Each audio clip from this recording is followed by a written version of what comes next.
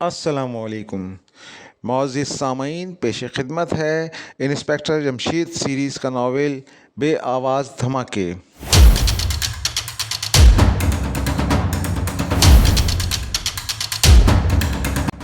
Inspector Jamshed अपने दफ्तर में बैठे काम कर रहे थे। एक आदमी कमरे में दाखिल हुआ और हाँफता हुआ कुर्सी पर बैठ गया।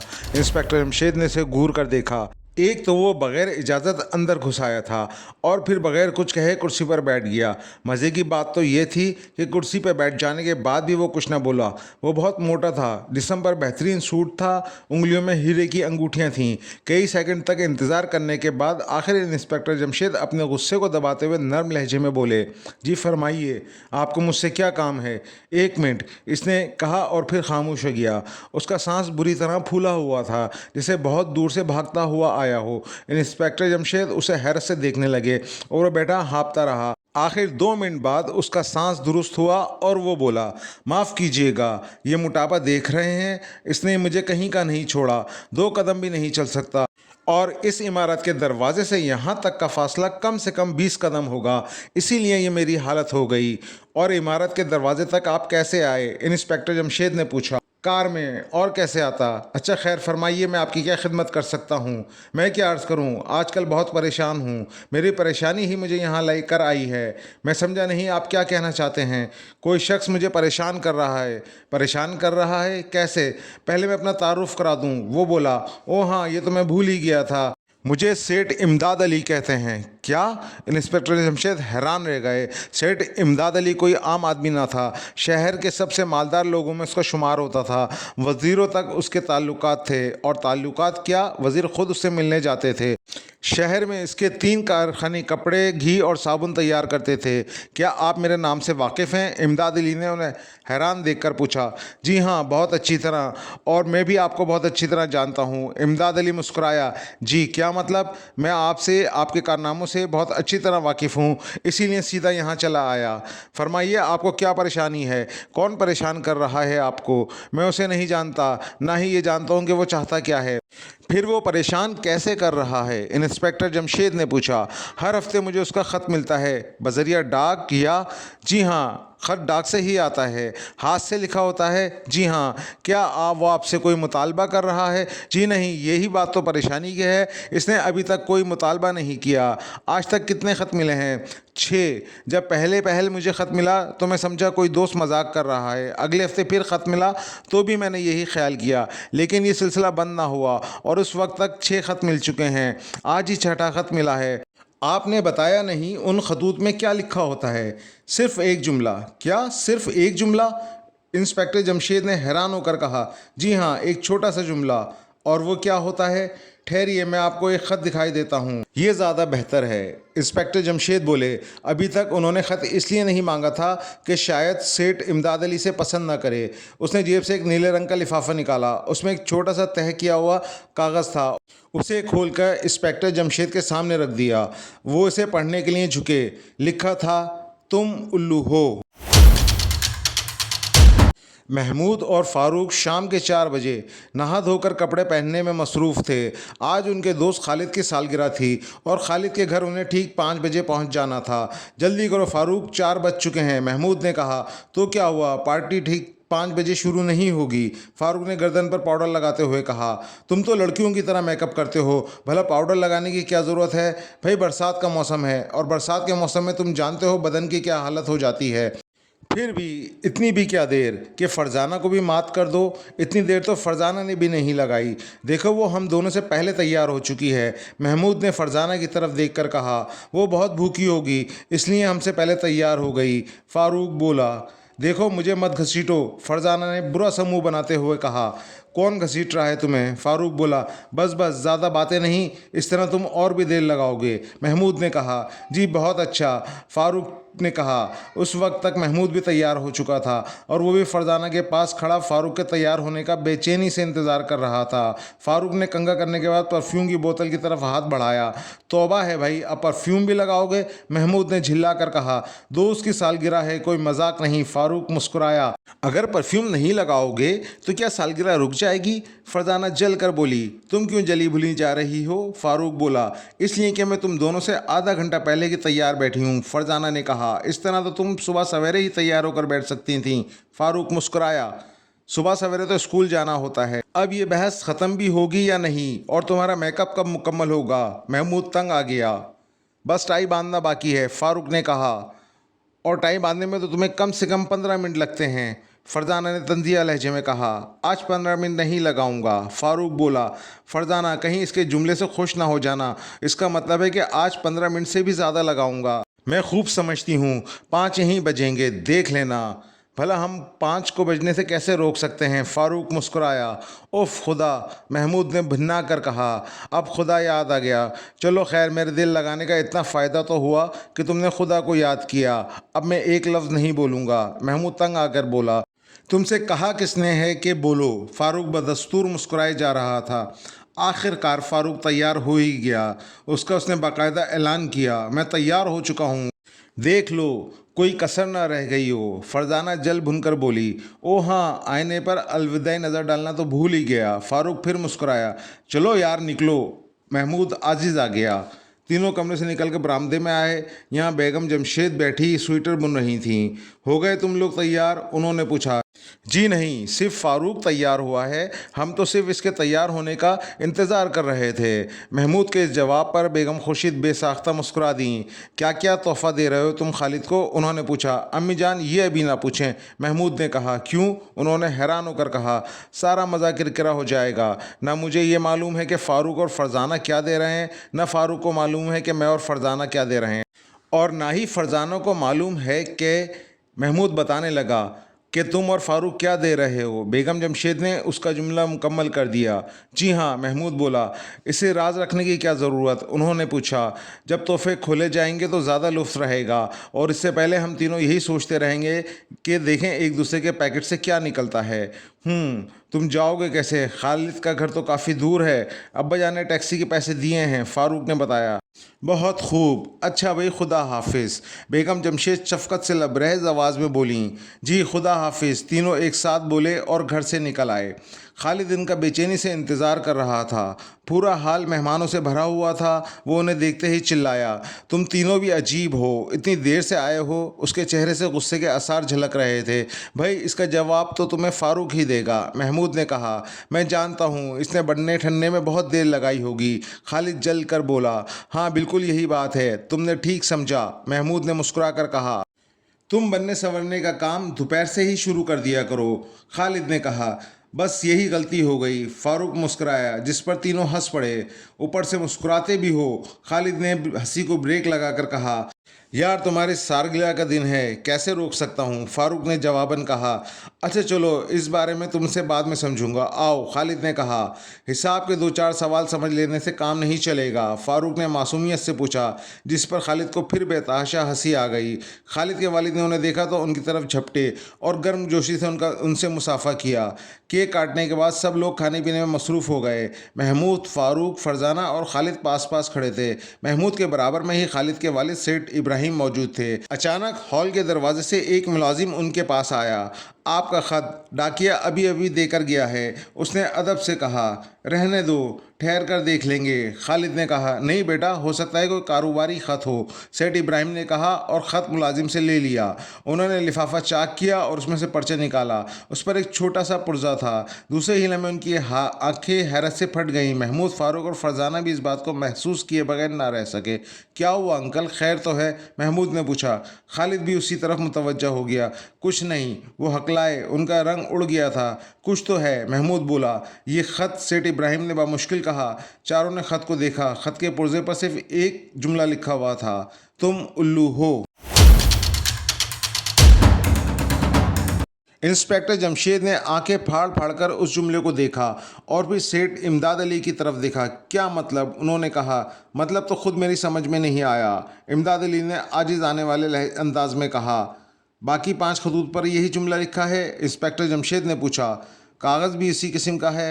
जी हाँ, 6 के 6 कागज़ एक जैसे हैं, उसने बताया। और नीचे किसी के दस्तखत नहीं होते? जी नहीं। हैरत है, आखिर ख़त लिखने वाला चाहता क्या है? इंस्पेक्टर जमशेद सोच में डूबते हुए बड़बड़ाए। मैं खुद हैरान हूँ। अच्छा, मैं देखूँगा ये मामला। आप ऐसा करें, ये ख़त मेरे पास छोड़ जाएं और बाकी 5-6 ख़त भी मुझे दे दें। अच्छा, आखिर ये चक्कर क्या है? इमदाद अली ने पूछा। मैं भी कुछ नहीं समझ सका। देखो भाई, मैं बहुत परेशान हूँ। मैं आपकी हालत समझ सकता हूँ, ताहम फ़िक्रमंद होने की ज़रूरत नहीं। जाहिर है इसका भी अभी तक कोई मकसद ही समझ नहीं आया। जब तक ये मालूम ना हो सके कि वो चाहता क्या है, उस वक्त तक फ़िक्र करने की ज़रूरत नहीं है।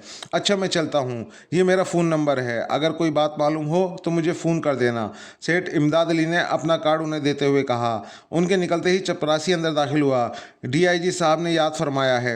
अच्छा, वो उठ खड़े हुए। डीआईजी साहब के कमरे में दाखिल हुए तो चौंक उठे। यहाँ मुल्क का मशहूर माहिर नफ्सियात प्रोफेसर जिलानी बैठा हुआ था। ये कोई मामूली आदमी न था, बहुत बड़ी हैसियत का मालिक था। अस्सलामुअलैकुम, इंस्पेक्टर जमशेद ने कहा। आओ जमशेद, आओ बैठो। उन्हें जानते हो? डीआईजी बोले। जी, इन्हें कौन नहीं जानता? इंस्पेक्टर जमशेद ने बाइखलाक लहजे में कहा। ये मुझसे नाराज़ हैं। क्या मतलब? ये हमारे पूरे डिपार्टमेंट से नाराज़ हैं। डीआईजी ने किसी कदर मुस्कुरा कर कहा। जी, मैं समझा नहीं। कोई नामालूम शख्स इन्हें कई हफ्तों से अजीब नौइयत के ख़त लिख रहा है। पहले तो ये इसे किसी दोस्त की शरारत समझे, लेकिन जब ये सिलसिला बंद ना हुआ तो मेरे पास चले आए। वो शख्स क्या चाहता है? इंस्पेक्टर जमशेद ने कहा। तुम्हारा सर। प्रोफेसर जिलानी ने भिन्ना कर कहा। जी, क्या मतलब? अगर मुझे ये मालूम हो जाता कि वो क्या चाहता है तो मैं यहाँ क्यों आता? मुझे कोई ख़त दिखाइए। मैं एक क्या तमाम ख़त दिखा देता हूँ, लेकिन कान खोल कर सुन लो। अगर 3 दिन के अंदर अंदर उस उल्लू के पट्टे का पता न लगाया तो अपने आप को मुलाजमत से अलग समझना। प्रोफेसर का लहजा बहुत सख्त था। इंस्पेक्टर जमशेद को गुस्सा आ गया। माफ़ कीजिएगा, मैं ऐसे लहजे का आदी नहीं। उन्होंने नरमी से कहा। क्या क्या कहा तुमने? मैं आज ही तुम्हारी रिपोर्ट करूँगा। जी, ज़रूर कीजिए। इंस्पेक्टर जमशेद ने खुश्क लहजे में कहा। अरे अरे भाई, बात ना बढ़ाओ। प्रोफेसर साहब बहुत परेशान हैं। और प्रोफेसर साहब, जमशेद बहुत लायक आदमी है। मुझे यकीन है 3 दिन के अंदर ही ये आपका मुजरिम पकड़ कर दिखाएगा। आप मुतमईन रहें, लेकिन मैं इसकी रिपोर्ट ऊपर ज़रूर करूँगा। नहीं प्रोफेसर साहब, मैं आपसे दरख्वास्त करता हूँ कि ऐसा ना कीजिए। इसके बगैर डिपार्टमेंट लंगड़ा हो जाएगा। अच्छा खैर, यही सही। ताहम 3 दिन की मोहलत के बाद मैं कुछ बर्दाश्त नहीं कर सकूँगा। ठीक है, आप वो खतूत इंस्पेक्टर जमशेद को दिखा दें, डीआईजी ने कहा। प्रोफेसर जिनाली ने जेब से खतूत निकाले और उसके सामने फेंक दिए। दूसरे ही लम्हे इंस्पेक्टर जमशेद और डीआईजी साहब की आंखें फटी की फटी रह गईं। तमाम खतूत पर सिर्फ एक जुमला लिखा था। तुम उल्लू हो। क्या मतलब? महमूद ने होश में आकर पूछा। इस किस्म के 2 खतूत मुझे पहले भी मिल चुके हैं, सेठ इब्राहिम ने धीमी आवाज़ में बताया, ताकि दूसरे लोग उस तरफ मुतवज्जा ना हों। ये ज़रूर आपके किसी दोस्त की शरारत है, फ़ारूक ने ख्याल ज़ाहिर किया। मैंने भी यही सोचा था, लेकिन इतना लंबा मजाक नहीं, ये मजाक नहीं हो सकता। सेठ इब्राहिम ने परेशान होकर कहा। क्या मैं ये ख़त देख सकता हूँ? महमूद ने पूछा। हाँ हाँ, क्यों नहीं, ये लो। महमूद ने कागज़ के पुर्जे अपने हाथ में ले लिए और ये नीले रंग का कागज़ था। जुमले के नीचे किसी का नाम नहीं था। इससे पहले 2 खतूत आपको मिले, क्या वो भी इसी किस्म के थे? उसने पूछा। हाँ, बिल्कुल इसी किस्म के। यही जुमला लिखा था और कागज़ भी यही था। आप ये खतूत हमारे पास रहने दें, हम अब्बा जान से मशवरा करेंगे, महमूद ने कहा। यह ठीक रहेगा, तुम्हारे जहन में अच्छी तरकीब आई, सेठ इब्राहिम मुतमईन लहजे में बोले। पार्टी से फारिग होकर वो एक टैक्सी में घर की तरफ रवाना हो गए। उस ख़त के बारे में क्या अंदाज़ा लगाया है? महमूद ने पूछा। हाँ, फ़ारूक बोला। क्या यही कि ये एक ख़त है? फ़ारूक मुस्कुराया। अरे कमाल है, तुमने तो ये बात मालूम कर ली। महमूद ने उल्टा हमला किया। बिल्कुल, फ़ारूक ने रिटाई से कहा। और फ़रज़ाना, तुमने क्या अंदाज़ा लगाया है? महमूद ने पूछा। मेरा ख़्याल है ये कोई ऐसा मसला नहीं जिस पर हम परेशान हो जाएं, फ़रज़ाना ने कहा। तो कोई ऐसा मसला बताओ जिस पर हम परेशान हो सकें, फ़ारूक ने कहा। यह ज़रूर अंकल इब्राहिम के किसी दोस्त की शरारत है, फ़रज़ाना ने उसके जुमले को खातिर में न लाते हुए कहा। मेरा भी यही ख्याल है, महमूद ने उसकी ताकीद की। तब फिर नई बात क्या हुई? इस ख्याल का इजहार तो अंकल इब्राहिम भी कर चुके हैं। तो तुम कहना क्या चाहते हो? महमूद ने उसे घूरा। घबराती क्यों हो? मैं कुछ नहीं कहता। फारूक ने मसनूई घबराहट तारी कर ली। अच्छा नहीं घूरता। बताओ तुम्हारे जहन में क्या बात है? महमूद ने मुस्कुरा कर कहा। तो पहले क्यों इस तरह मुस्कुरा कर नहीं पूछा? फारूक ने अकड़ दिखाते हुए कहा। अरे भाई गलती हो गई। चलो बताओ। मुझे तो इस जुर्म की बू आ रही है। आखिर फारूक ने अपना ख्याल जाहिर कर दिया। लो भाई फरजाना। महमूद ने कुछ कहना चाहा लेकिन फ़ौरन ही फरजाना ने बात काट दी। लाओ ये कहते वक्त उसने हाथ भी फैला दिया। अच्छा तुम्हारे अंदर भी शरारत की हिस्स बेदार हो गई है। हाँ तो मैं क्या कह रहा था? महमूद ने उसे घूरा। यही के लो भाई फरजाना। फरजाना ने याद दिलाया।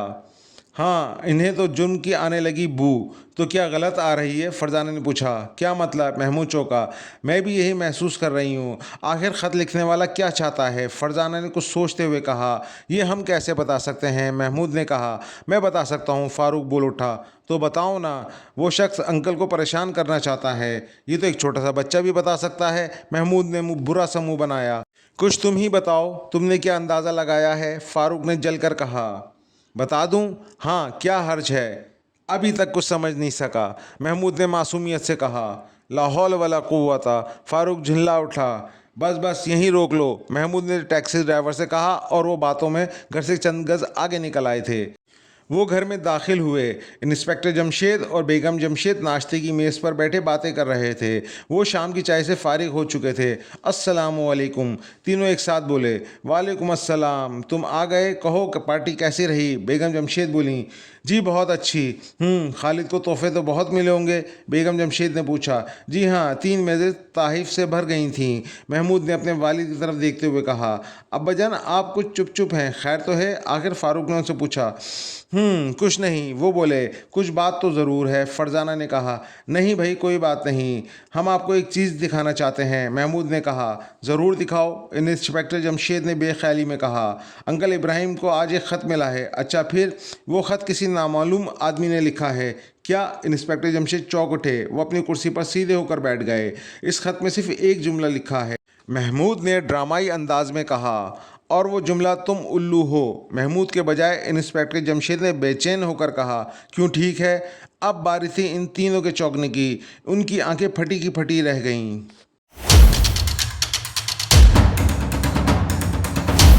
शाहीन रोड पर सुर्ख रंग की एक इमारत के करीब एक कमरे में रखे हुए फ़ोन की घंटी बज उठी। कमरे में कोई शख्स मौजूद न था। घंटी बजती रही। आखिर बाथरूम का दरवाज़ा खुला और एक अधेड़ उम्र का आदमी फ़ोन की तरफ बढ़ा। उसके चेहरे पर छोटी छोटी सी दाढ़ी थी जिसके आधे बाल सियाह और आधे सफ़ेद थे।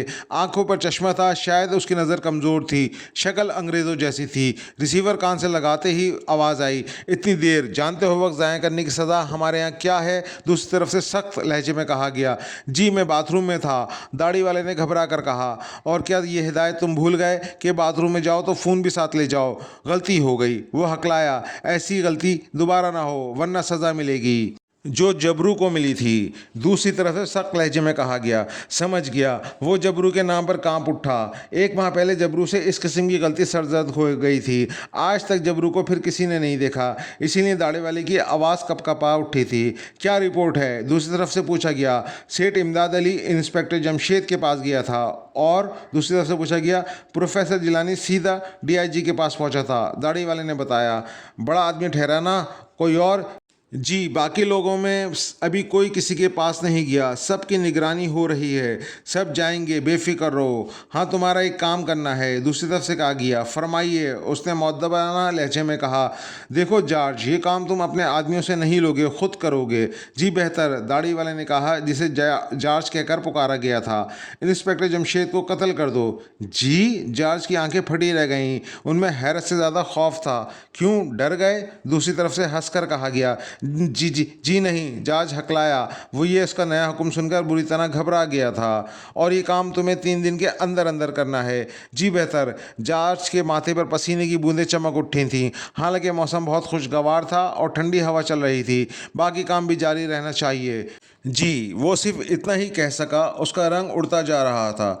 3 दिन के अंदर अंदर अगर तुमने उसे ठिकाने ना लगा सके तो तुम्हें ठिकाने लगाने के लिए किसी को मुकर्रर कर दिया जाएगा। दूसरी तरफ से सख्त लहजे में कहा गया और साथ रिसीवर रखने की आवाज़ सुनाई दी। जॉर्ज ने रिसीवर रखकर दोनों हाथों से सर थाम लिया। उसी वक्त कमरे का दरवाज़ा खुला और 2 नौजवान अंदर दाखिल हुए। वो उन्हें देखकर चौंका। क्यों, तुम यहाँ क्यों आए हो? तुम्हें कितनी बार कहा जा चुका है कि यहाँ आने के बजाय फ़ोन कर दिया करो, लेकिन हम आज का काम ख़त्म कर चुके हैं। उनमें से एक ने कहा। ये इतला फ़ोन पर नहीं दे सकते थे? जॉर्ज गुर्राया। लेकिन हम एक खुशखबरी भी लेकर आए हैं, आने वालों में से एक ने कहा। और वो क्या है मिस्टर राजा? जॉर्ज ने तंजिया लहजे में कहा। प्रोफेसर जिलानी ने इंस्पेक्टर जमशेद को धमकी दी है कि अगर उसने 3 दिन के अंदर अंदर ख़त लिखने वाले को ना पकड़ा तो वो उसे नौकरी से निकलवा देंगे। राजा ने खुश होकर कहा। बहुत खूब, ये तो वाकई बहुत ज़ोरदार खबर है, जॉर्ज ने मुस्कुराकर कहा। उसी वक्त फ़ोन की घंटी बज उठी। जॉर्ज ने रिसीवर उठाकर कान से लगाया। वही खुरदुरी आवाज़ सुनाई दी। देखो जॉर्ज, प्रोग्राम बदल गया है। जी, मैं समझा नहीं, जॉर्ज ने चौंक कर कहा। 3 दिन की मोहलत ख़त्म, तुम्हें ये काम इसी वक्त करना है। लेकिन मुझे अभी अभी एक इत्तला मिली है। और वो क्या? प्रोफेसर जिलानी ने इंस्पेक्टर जमशेद को धमकी दी है कि अगर उसने 3 दिन के अंदर अंदर खतूत लिखने वाले को गिरफ्तार ना किया तो उसे नौकरी से निकलवा दिया जाएगा। जॉर्ज ने कहा। तो फिर तुम क्या कहना चाहते हो? दूसरी तरफ से पूछा गया। मेरा मतलब है, क्या इस सूरत में भी आपका हुक्म वही रहेगा? क्यों, तुम क्या समझते हो नौकरी से निकल जाने के बाद वो चैन से बैठ जाएगा? नहीं, इसका इस दुनिया में रहना हमारे लिए बहुत ख़तरनाक है। वो फ़ौरन रवाना हो जाओ। क्या मैं अपने कुछ मातहतों को साथ ले जा सकता हूँ? जो जी में आए करो, तुम्हें मुकम्मल इख्तियार है। दूसरी तरफ से फ़ोन रख दिया गया। क्या हमें इजाज़त है? राजा ने पूछा। नहीं, तुम और शाकिर मेरे साथ चलोगे। कहाँ? राजा ने पूछा। इंस्पेक्टर जमशेद के खात्मे का हुक्म मिला है। खात्मा? शाकिर ने हैरान होकर कहा। हाँ, तुम खात्मे का मतलब नहीं समझते? हैरत है, आपको कैसे मालूम हुआ? महमूद ने पूछा।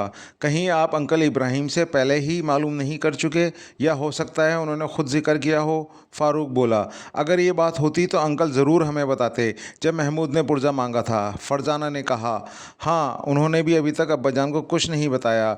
तो फिर उन्हें कैसे पता चला? फ़ारूक ने हैरान होकर कहा। सोचो, जहन पर ज़ोर दो। इंस्पेक्टर जमशेद मुस्कुराए। तीनों सोच में डूब गए। फिर सबसे पहले फरजाना ने सर उठाया। ठीक है, मैं समझ गई।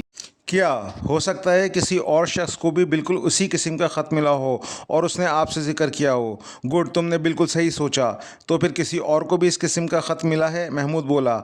हाँ, सेठ इमदाद अली को इस वक्त तक 6 ख़त मिल चुके हैं। इंस्पेक्टर जमशेद बोले। क्या? उनकी आंखें फटी रह गईं। और फिर प्रोफेसर जिलानी को 5 ख़त मिल चुके हैं। वो मुस्कुराए। और ये रहे वो खतूत। इंस्पेक्टर जमशेद ने जेब से तमाम ख़त निकाले और उनके सामने ढेर कर दिए। उफ़ खुदा, ये क्या माजरा है? क्या कोई पागल शख्स ये हरकतें कर रहा है? बेगम जमशेद बोलीं। या वो पागल है या बहुत चालाक, कोई बहुत बड़ा मुजरिमाना जहन। अच्छा, वो चाहता क्या है? बेगम जमशेद ने पूछा। ये बात समझ में आ जाए तो सारा मसला ही हल ना हो जाए। इंस्पेक्टर जमशेद मुस्कुराए। क्यों, ये बात मालूम करने पर क्या वो शख्स रोशनी में आ जाएगा?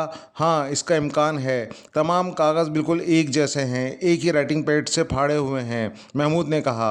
हाँ, मैं ये देख चुका हूँ और जुमला भी एक ही लिखा है। बिल्कुल, इंस्पेक्टर जमशेद बोले। अब एक सवाल पैदा होता है। फरजाना बोली। ज़रूर होता होगा। फ़ारूक से रहा ना गया। उसकी मजाक की हिस्स बेदार हो गई। वो क्या बेटी? इंस्पेक्टर जमशेद ने दिलचस्पी का इजहार किया। क्या कुछ और लोगों को भी इस किस्म के खतूत मिल चुके हैं? उसके मुतालिक अभी कुछ नहीं कहा जा सकता। हो सकता है मिले हों, इंस्पेक्टर जमशेद ने जवाब में कहा। अगर मिले होंगे तो वो लोग फ़िलहाल इसे किसी दोस्त की शरारत समझ रहे होंगे। फरजाना ने ख्याल जाहिर किया। हाँ बिल्कुल, ये भी ठीक है। इसका मतलब यह है कि हमें कुछ दिन इंतज़ार करना होगा। जब वो इन लोगों को ऊपर नीचे ख़त मिलेंगे तो वो ज़रूर परेशान होंगे और आपके पास आएंगे या दूसरे हुक्काम से बात करेंगे। फरजाना ने कहा। लेकिन इस तरह तो हमें कई हफ्ते तक इंतज़ार करना होगा और फिर इससे हासिल ही क्या होगा? फ़र्ज़ कर लेते हैं कुछ और लोगों को भी इस किस्म के खतूत मिले, तब इससे हमें क्या मदद मिल सकती है? फ़ारूक बोला। कम से कम कुछ अंदाज़ा तो ज़रूर लगाया जा सकेगा। फरजाना ने कहा। वो क्या? इंस्पेक्टर जमशेद ने पूछा। बाज़ औक़ात वो इन तीनों को बहस करने की खुली छुट्टी दे दिया करते थे। इस तरह कई बार बड़े काम की बातें उनके मुँह से निकल जाती थीं। वो ये कि ख़त लिखने वाला सिर्फ़ ऊँचे तबके को ख़त लिख रहा है या उसने दरमियाने दर्जे के लोगों को भी शामिल किया है? फरजाना ने ख्याल जाहिर किया। अभी तक तो बहुत ही ऊंची हवाओं में उड़ रहा है, यानी वो 2-3 आदमी ज़ाहिर हुए हैं, वो बहुत बड़ी हैसियत के मालिक हैं। अब कुछ और लोगों का पता लगेगा तो अंदाज़ा लग सकता है। हाँ, ये ठीक है, लेकिन मैं इतने दिनों तक हाथ पे हाथ धरे नहीं बैठ सकता। इंस्पेक्टर जमशेद ने फ़िक्रमंद लहजे में कहा। क्यों, इसमें जल्दी करने की क्या ज़रूरत है? जिन तीनों हजरात को खतूत मिले हैं उन्हें कोई ख़तरा तो नहीं? बेगम जमशेद ने कहा। हाँ, उन्हें कोई ख़तरा नहीं, लेकिन मेरी मुलाजमत को ख़तरा ज़रूर है। क्या मतलब? वो चौंके। इन तीनों हजरात में से प्रोफेसर जिलानी सबसे अहम आदमी हैं और उसके ताल्लुक़ वज़ीर आज़म तक से हैं और वो बहुत बुरा आदमी है। उन्होंने कहा। तो क्या हुआ? फरजाना बोली। हमें इससे क्या? डीआईजी ने ये केस मुझे सौंप दिया है। आप कह रहे थे मुलाजमत को ख़तरा है? महमूद बोला। हाँ, प्रोफेसर जिलानी ने डीआईजी के सामने मुझे 3 दिन की मोहलत दी। अगर 3 दिन के अंदर अंदर मैं इस खतूत लिखने वाले को ना पकड़ सका तो वो मुझे मुलाजमत से निकलवा देगा। ओह, वो इतना बड़ा आदमी है? बेगम जमशेद के मुंह से निकला। हाँ, फिर आपने क्या सोचा है? महमूद ने कहा। कुछ भी नहीं। खतूत लिखने वाले को पकड़ना आसान नहीं। वो घर बैठा डाक के ज़रिए ख़त भेज रहा है, लिफाफे भी आम इस्तेमाल कर रहा है जो डाकखानों से मिलते हैं। इन हालात में किस तरह उसे पकड़ा जा सकता है? ये तो बहुत फ़िक्र वाली बात है। आप ज़्यादा मोहलत मांग लेते हैं। महमूद ने कहा। कितनी? 3 हफ्ते, 3 महीने या 3 साल? वो सारी उम्र भी घर बैठा ख़त लिखता रहा तो हम उसे तलाश नहीं कर सकते। इंस्पेक्टर जमशेद ने कहा। आखिर क्यों? आज तक आपने कितने मुजरिमों को गिरफ्तार किया है? हाँ, उन्होंने कोई ना कोई वारदात की थी। घर बैठे खतूत नहीं लिखते रहे थे। शहर की आबादी में 20-25 लाख से कम नहीं है। 200-400 आदमियों को तलाशी तो ली जा सकती है, लेकिन उनके अल्फाज दरमियान में ही रह गए। दरवाजे पर किसी ने दस्तक दी। तीनों सुर्ख रंग की इमारत से बाहर निकल आए और एक सुर्ख रंग की कार में बैठ गए। इस वक्त शाम के 6 बज रहे थे। सूरज कब का गुरूब हो चुका था और शहर रंग बिरंगी रोशनियों से जगमगा रहा था। आखिर बॉस को सूझी क्या? राजा बोल उठा। खुदा जाने उसका क्या प्रोग्राम है, वो क्या चाहता है। आज तक इसने हमें से जितने भी काम लिए वो सब ऊट पटांग थे।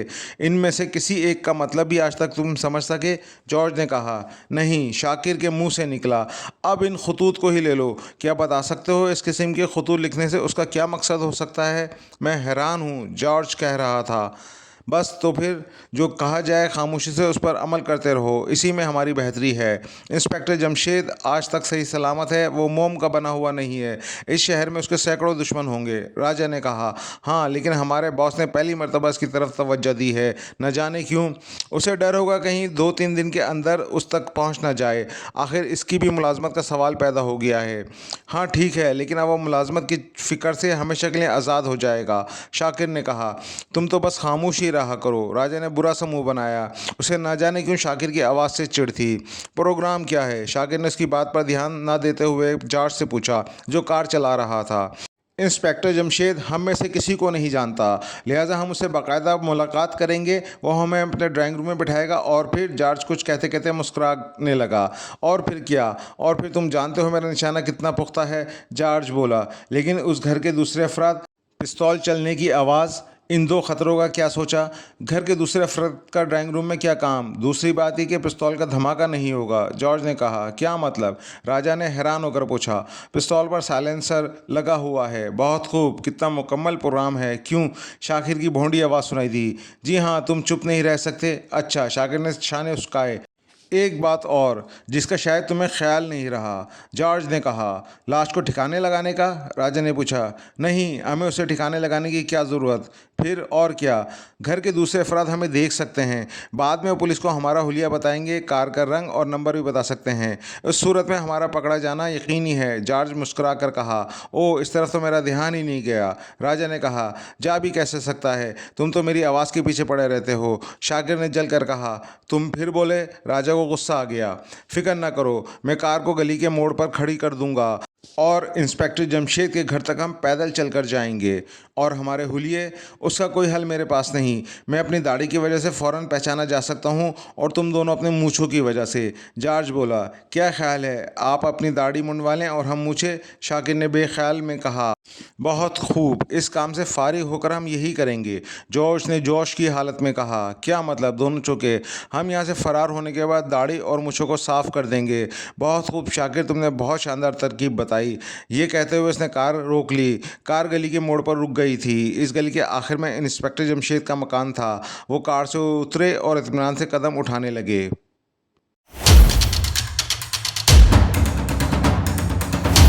महमूद, ज़रा देखना बाहर कौन है, उन्होंने महमूद से कहा। जी अच्छा।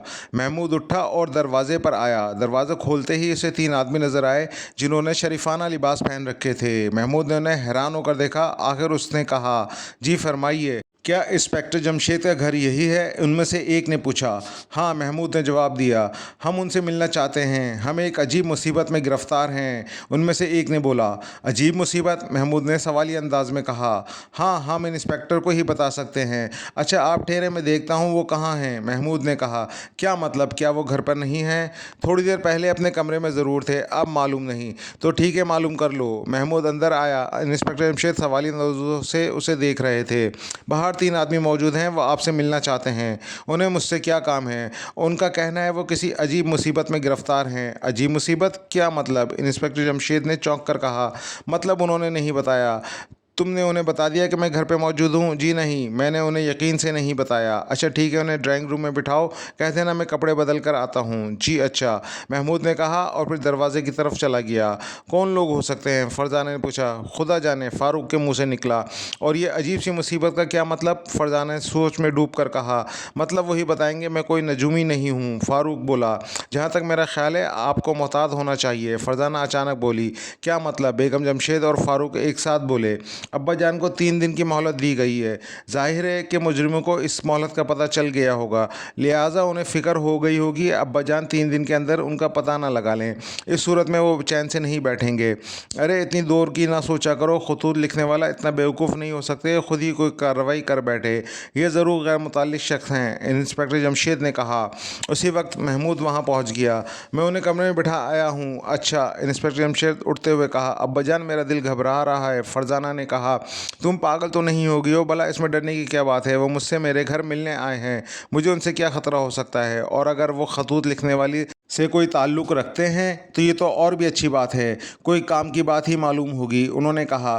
तो हमें भी साथ ले चलिए। फरजाना बज़िद थी। नहीं बेटे, इसमें कोई ज़रूरत नहीं, बेफिक्र रहो। इंस्पेक्टर जमशेद ने उसका सायाना थपथपाया और ड्राइंग रूम की तरफ चल पड़े। उनके जाते ही फरजाना भी उठ खड़ी हुई। कहाँ चलें? महमूद ने पूछा। ड्राइंग रूम तक जा रही हूँ, फरजाना ने फ़िक्रमंद लहजे में कहा। लेकिन अब्बा जान बुरा मानेंगे, फारूक ने कहा। मैं कमरे के अंदर थोड़ा ही जाऊँगी तो फिर खिड़की की दरार में से उन्हें देखूँगी, वो चाहते क्या हैं वो लोग। तुम्हें तो वहम हुआ है, फारूक ने कहा। हाँ मैं हूँ ही वहमी, फरजाना मुस्कुराई।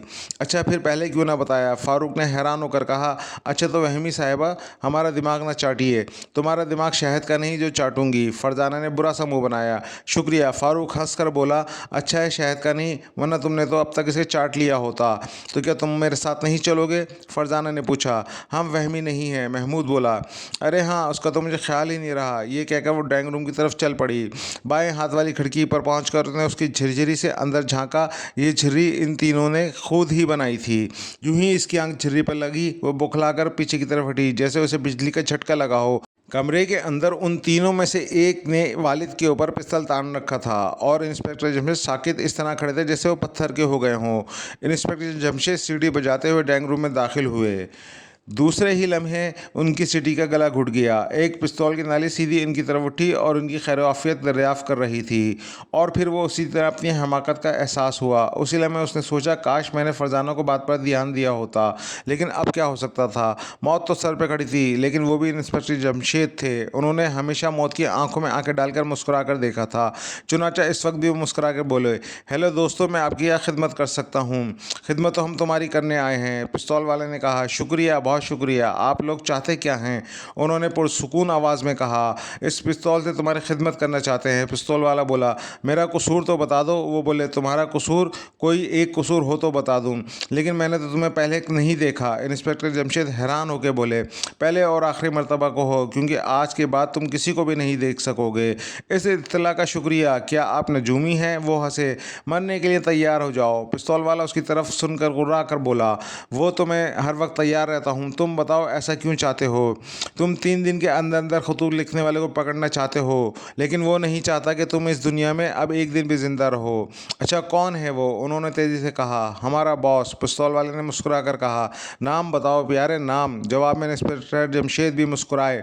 उसका नाम बॉस है।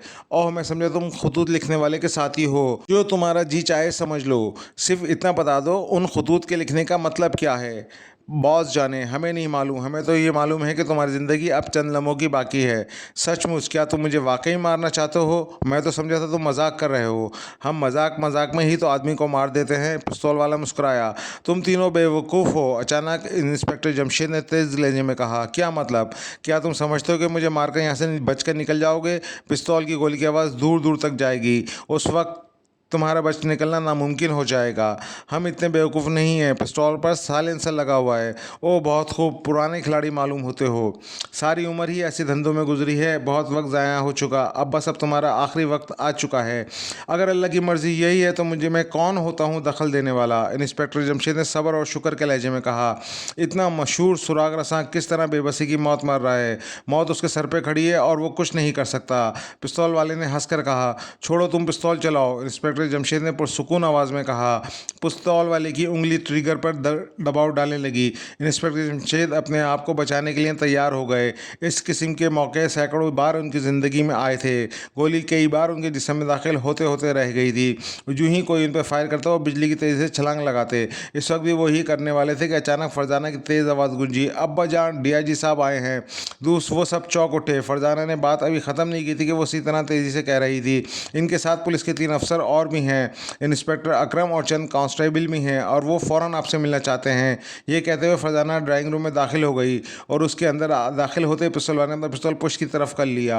ओ अच्छा बेटी, क्या किया तुमने? दरवाज़ा खोल दिया? जी हाँ, मैंने बता दिया आप चंद मेहमानों के साथ यहाँ मौजूद हैं। बहुत खूब। क्यों दोस्तों, अब तुम्हारा क्या प्रोग्राम है? इंस्पेक्टर जमशेद ने मुस्कुरा कर कहा। प्रोग्राम? ओ ठीक है, हम तुम्हारी बच्ची के साथ बाथरूम में रहेंगे। तुम अपने नए मेहमानों से बात कर लो और अगर तुमने उन्हें हमारे बारे में बताया तो गुसल खाने का दरवाज़ा खोलने पर इस बच्चे की लाश ही मिलेगी। ये कहते वक्त उसका पिस्तौल फिर सामने आ गया। दूसरे हिले में इसके साथी ने फरजाना को दोनों बाजुओं से पकड़ लिया और गुसल खाने की तरफ बढ़े, लेकिन अंदर दाखिल होने से पहले पिस्तौल वाले ने कहा, ठहरो, इस वक्त तक इन लोगों को कमरे तक पहुंच जाना चाहिए था, लेकिन अभी तक कदमों की आहट नहीं सुनाई दी। कहीं ये लड़की झूठ तो नहीं? उसके अल्फाज दरमियान में ही रह गए। उसी वक्त बाहर कदमों की आहट सुनाई दी। वो घबराकर गुस्लखाने के अंदर घुस गए और दरवाज़ा अंदर से बंद कर लिया। बाहर कदमों की आवाज़ सुनकर इंस्पेक्टर जमशेद भी चौंके, क्योंकि वो तो यही समझ रहे थे कि फरजाना ने चाल चली है। वो दरवाजे की तरफ लपके और एक झटके से दरवाज़ा खोल दिया। हैरत की वजह से उनका मुंह खुला का खुला रह गया। बेगम जमशेद, महमूद और फारूक जानबूझकर कदमों की आवाज़ पैदा कर रहे थे। अचानक एक ख्याल इंस्पेक्टर जमशेद के जहन में आया। वो फ़ौरन आवाज़ बदलकर ज़ोर से बोले, इंस्पेक्टर जमशेद, फ़ौरन हमारे साथ चलो, एक बहुत बड़े आदमी का कत्ल हो गया है। जी बेहतर, चलिए, उन्होंने अपनी आवाज़ में कहा और कमरे से निकल आए। ऐसा करते वक्त उन्होंने तीनों को भी वापसी का इशारा किया। वो तेज़ी से चलते हुए अपने कमरे में आए और मेज़ की दराज से अपना पिस्तौल निकाला। पिस्तौल पूरा भरा हुआ था। क्या माजरा है? बेगम जमशेद ने पूछा। क्यों, तुम्हें नहीं मालूम? हमें कुछ नहीं मालूम। हमने तो फरजाना की आवाज़ सुनी थी, बैरूनी दरवाजे की तरफ देखा तो समझ गए कि कोई गड़बड़ है, लिहाजा कदमों की आवाज़ पैदा करते हुए ड्राइंग रूम की तरफ चले आए।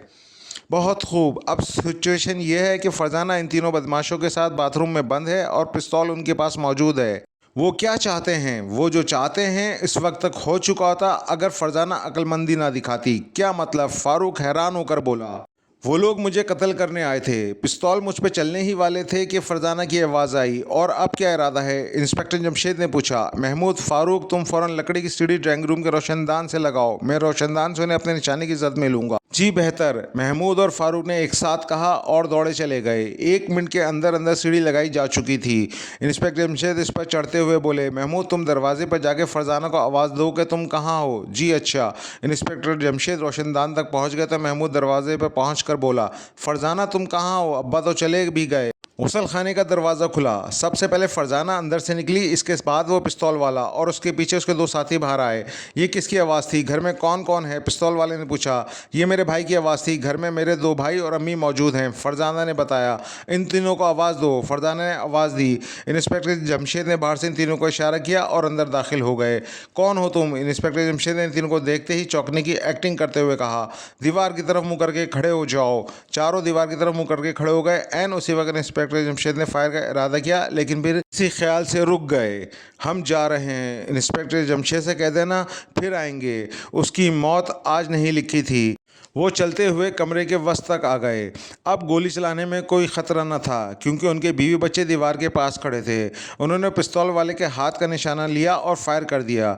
कमरे में फायर की आवाज़ गूंजी, साथ ही पिस्तौल वाले के मुंह से एक चीख निकली। पिस्तौल उसके हाथ से उछलकर दूर जा गिरा। उसके हाथ से खून ज़मीन पर गिरने लगा।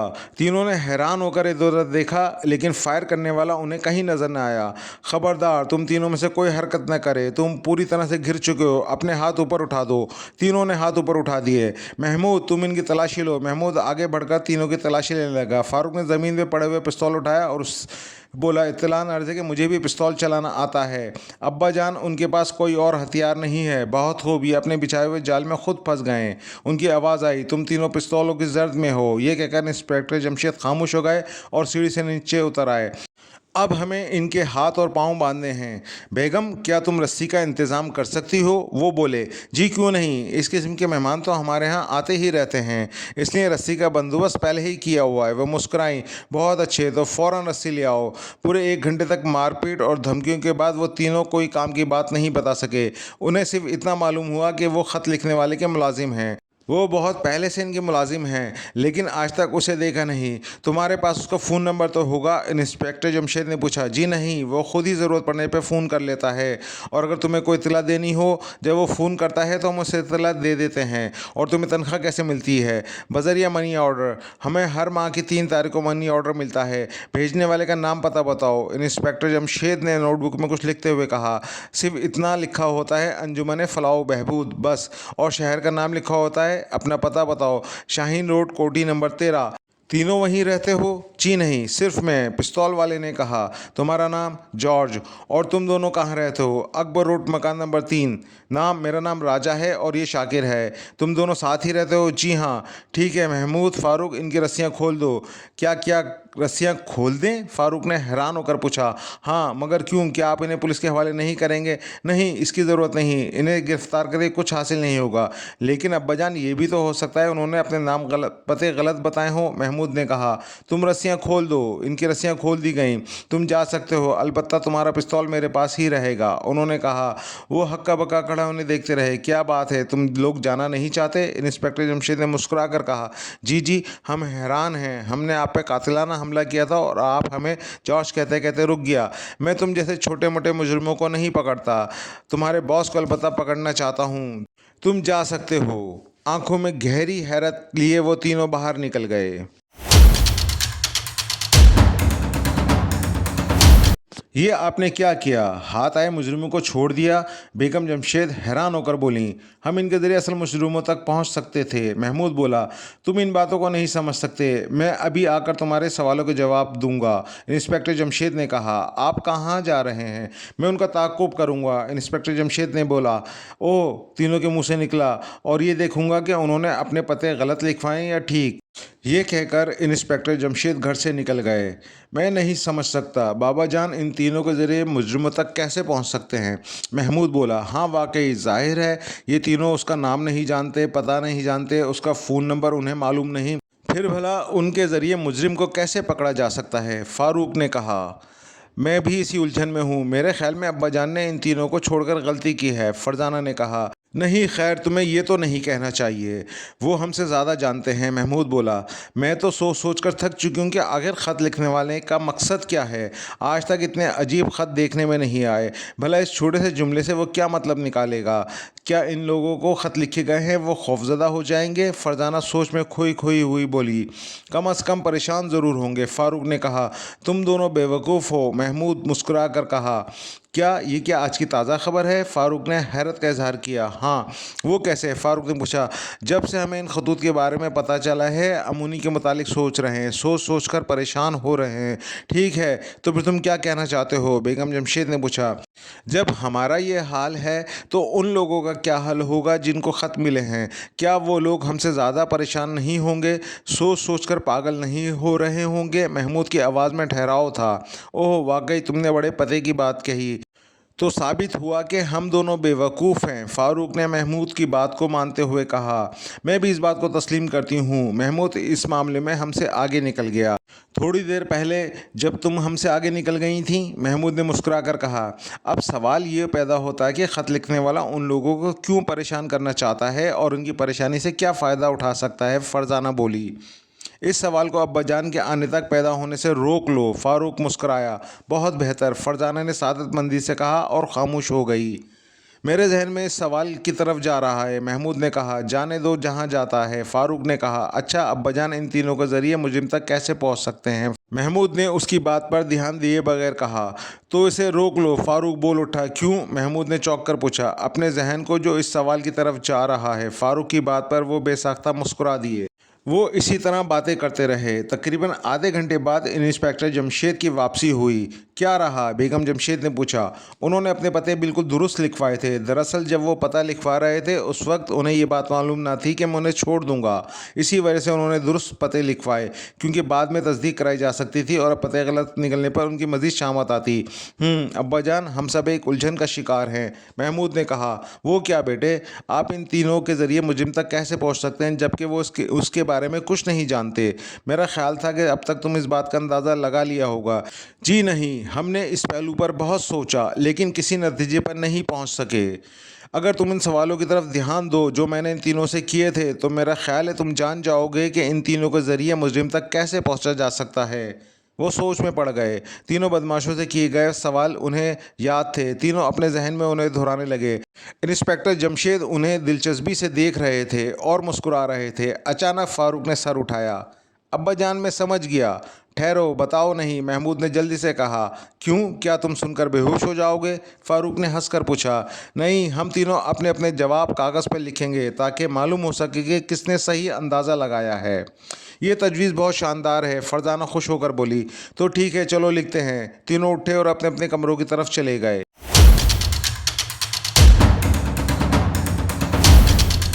जॉर्ज के फ़ोन की घंटी बज उठी। वो अभी तक जाग रहा था। इंस्पेक्टर जमशेद का रवैया उसके लिए बहुत अनोखा था। उसने आए मुजरिमों को छोड़ दिया था। शाकिर और राजा जा चुके थे और वो इस वक्त इसी उधेड़-बुन में था कि आखिर उसने हमें छोड़ा क्यों? फ़ोन की घंटी ने उसे चौंका दिया। उसने रिसीवर उठाकर कानों से लगाया। दूसरी तरफ से खुरदुरी सी आवाज़ सुनाई दी। हेलो, क्या रहा? काम हो गया? जी नहीं। क्या मतलब? दूसरी तरफ से सख्त लहजे में कहा गया। ऐन वक्त पर वहाँ डीआईजी और कुछ दूसरे अफसर आ गए। ओह, फिर क्या हुआ? जॉर्ज ने जो कुछ हुआ था दोहराना शुरू कर दिया। पकड़े जाने के बाद तुमने उसे क्या बताया? दूसरी तरफ से पूछा गया। कुछ भी नहीं, अलबत्ता उसे अपने नाम और पते ज़रूर बताए थे, क्योंकि उस वक्त तक हमें मालूम नहीं था कि वो हमें छोड़ देगा। खैर, कोई बात नहीं। तुम हैरान हो गए उसने तुम्हें छोड़ा क्यों? जी हाँ, वो बेवकूफ़ है। क्या मतलब? वो तुम तीनों के ज़रिए मुझ तक पहुंचना चाहता है। अरे, ये कैसे हो सकता है? वो तो आपके बारे में कुछ नहीं जानते। इसीलिए तो मैंने कहा था कि वो बेवकूफ़ है। जी, अब हमारे लिए क्या हुक्म है? तुम्हारा इसमें कोई कसूर नहीं। उसकी किस्मत अच्छी थी जो बच गया। फ़िलहाल इसके ख़िलाफ़ कोई कदम उठाने की ज़रूरत नहीं। और ये भी सुन लो कि अब वो तुम्हारी निगरानी कराएगा। ओह, लेकिन तुम फ़िक्र न करो, वो मेरी फ़िक्र में है। इसलिए कुछ और भी पूछा? जी नहीं, बस आपका नाम पूछा, फिर पता पूछा, इसके बाद टेलीफ़ोन नंबर। लेकिन हमें तो इन तीनों बातों के बारे में मालूम ही नहीं था, तो उसे बताते कैसे? ठीक है, मगर एक बात समझ नहीं आई। वो क्या? ये डीआईजी वहाँ क्यों गए? वो इंस्पेक्टर जमशेद को नहीं बुला सकते थे? ओह, धोखा! तुम्हें यकीनन धोखा दिया गया है। क्या मतलब? क्या तुमने डीआईजी को वहाँ देखा? जी नहीं, इंस्पेक्टर जमशेद की बेटी ने उसकी आने की इत्तला दी थी। तब उन्होंने चाल चली होगी। डीआईजी वहाँ नहीं गया था। क्या? जॉर्ज की आंखें हैरत से फटी की फटी रह गईं। दूसरी तरफ से सिलसिला मुनक़ता हो गया। तीनों अपना अपना कागज़ लिए बरामदे में आए। यहाँ इंस्पेक्टर जमशेद उनका इंतज़ार कर रहे थे। मुस्कुराते हुए उन्होंने तीनों से पर्चे ले लिए। पर्चे देखने से पहले मैं एक ऐलान करता हूँ, इंस्पेक्टर जमशेद ने कहा। वो क्या? बेगम जमशेद ने पूछा। वो भी दिलचस्पी ले रही थीं। जिसका जवाब ठीक हुआ उसे 10,000 रुपये इनाम मिलेंगे। ये बहुत गलत बात है, बेगम जमशेद बोलीं। क्या मतलब? इंस्पेक्टर जमशेद हैरान रह गए। आपने पहले क्यों नहीं बताया? क्या? इंस्पेक्टर जमशेद ने हैरान होकर पूछा। यही कि जिसका जवाब ठीक होगा उसे 10,000 रुपये इनाम मिलेंगे। इससे क्या फ़र्क पड़ता है? मैं भी इस मुकाबले में हिस्सा लेती, बेगम जमशेद बोली और सब बेख्तियार हंसने लगे। जिंदगी में पहली मर्तबा आपने इतने मज़ेदार बात की है, महमूद ने हंसते हुए कहा। अच्छा भाई, अब मैं तुम्हारे पर्चे देखने लगा हूँ। सबसे पहले फरजाना का पर्चा उसने लिखा है। इंस्पेक्टर जमशेद पढ़ते पढ़ते रुक गए। जानते हो, इसने सिर्फ एक लफ्ज़ लिखा है। वो क्या? महमूद और फारूक ने पूछा। Money order. अरे, दोनों के मुंह से निकला और उनकी आंखों में हैरत थी। और अब आता है महमूद का पर्चा। उसने भी सिर्फ एक लफ्ज़ लिखा। कमाल है, फारूक बोला, और वो है मनी ऑर्डर। इंस्पेक्टर जमशेद मुस्कुराए।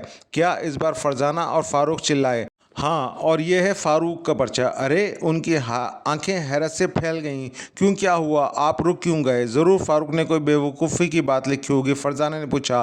उसने भी सिर्फ एक ही लफ्ज़ लिखा है। अच्छा, फरजाना और महमूद ने हैरान होकर कहा। और वो लफ्ज़ है मनी ऑर्डर। ओह, तुम तीनों एक ही नतीजे पर पहुँचे। हाँ, सिर्फ मनी ऑर्डर ही ऐसी चीज़ है जो हमारी मदद कर सकता है। लेकिन कैसे? बेगम जमशेद ने ताज्जुब से पूछा।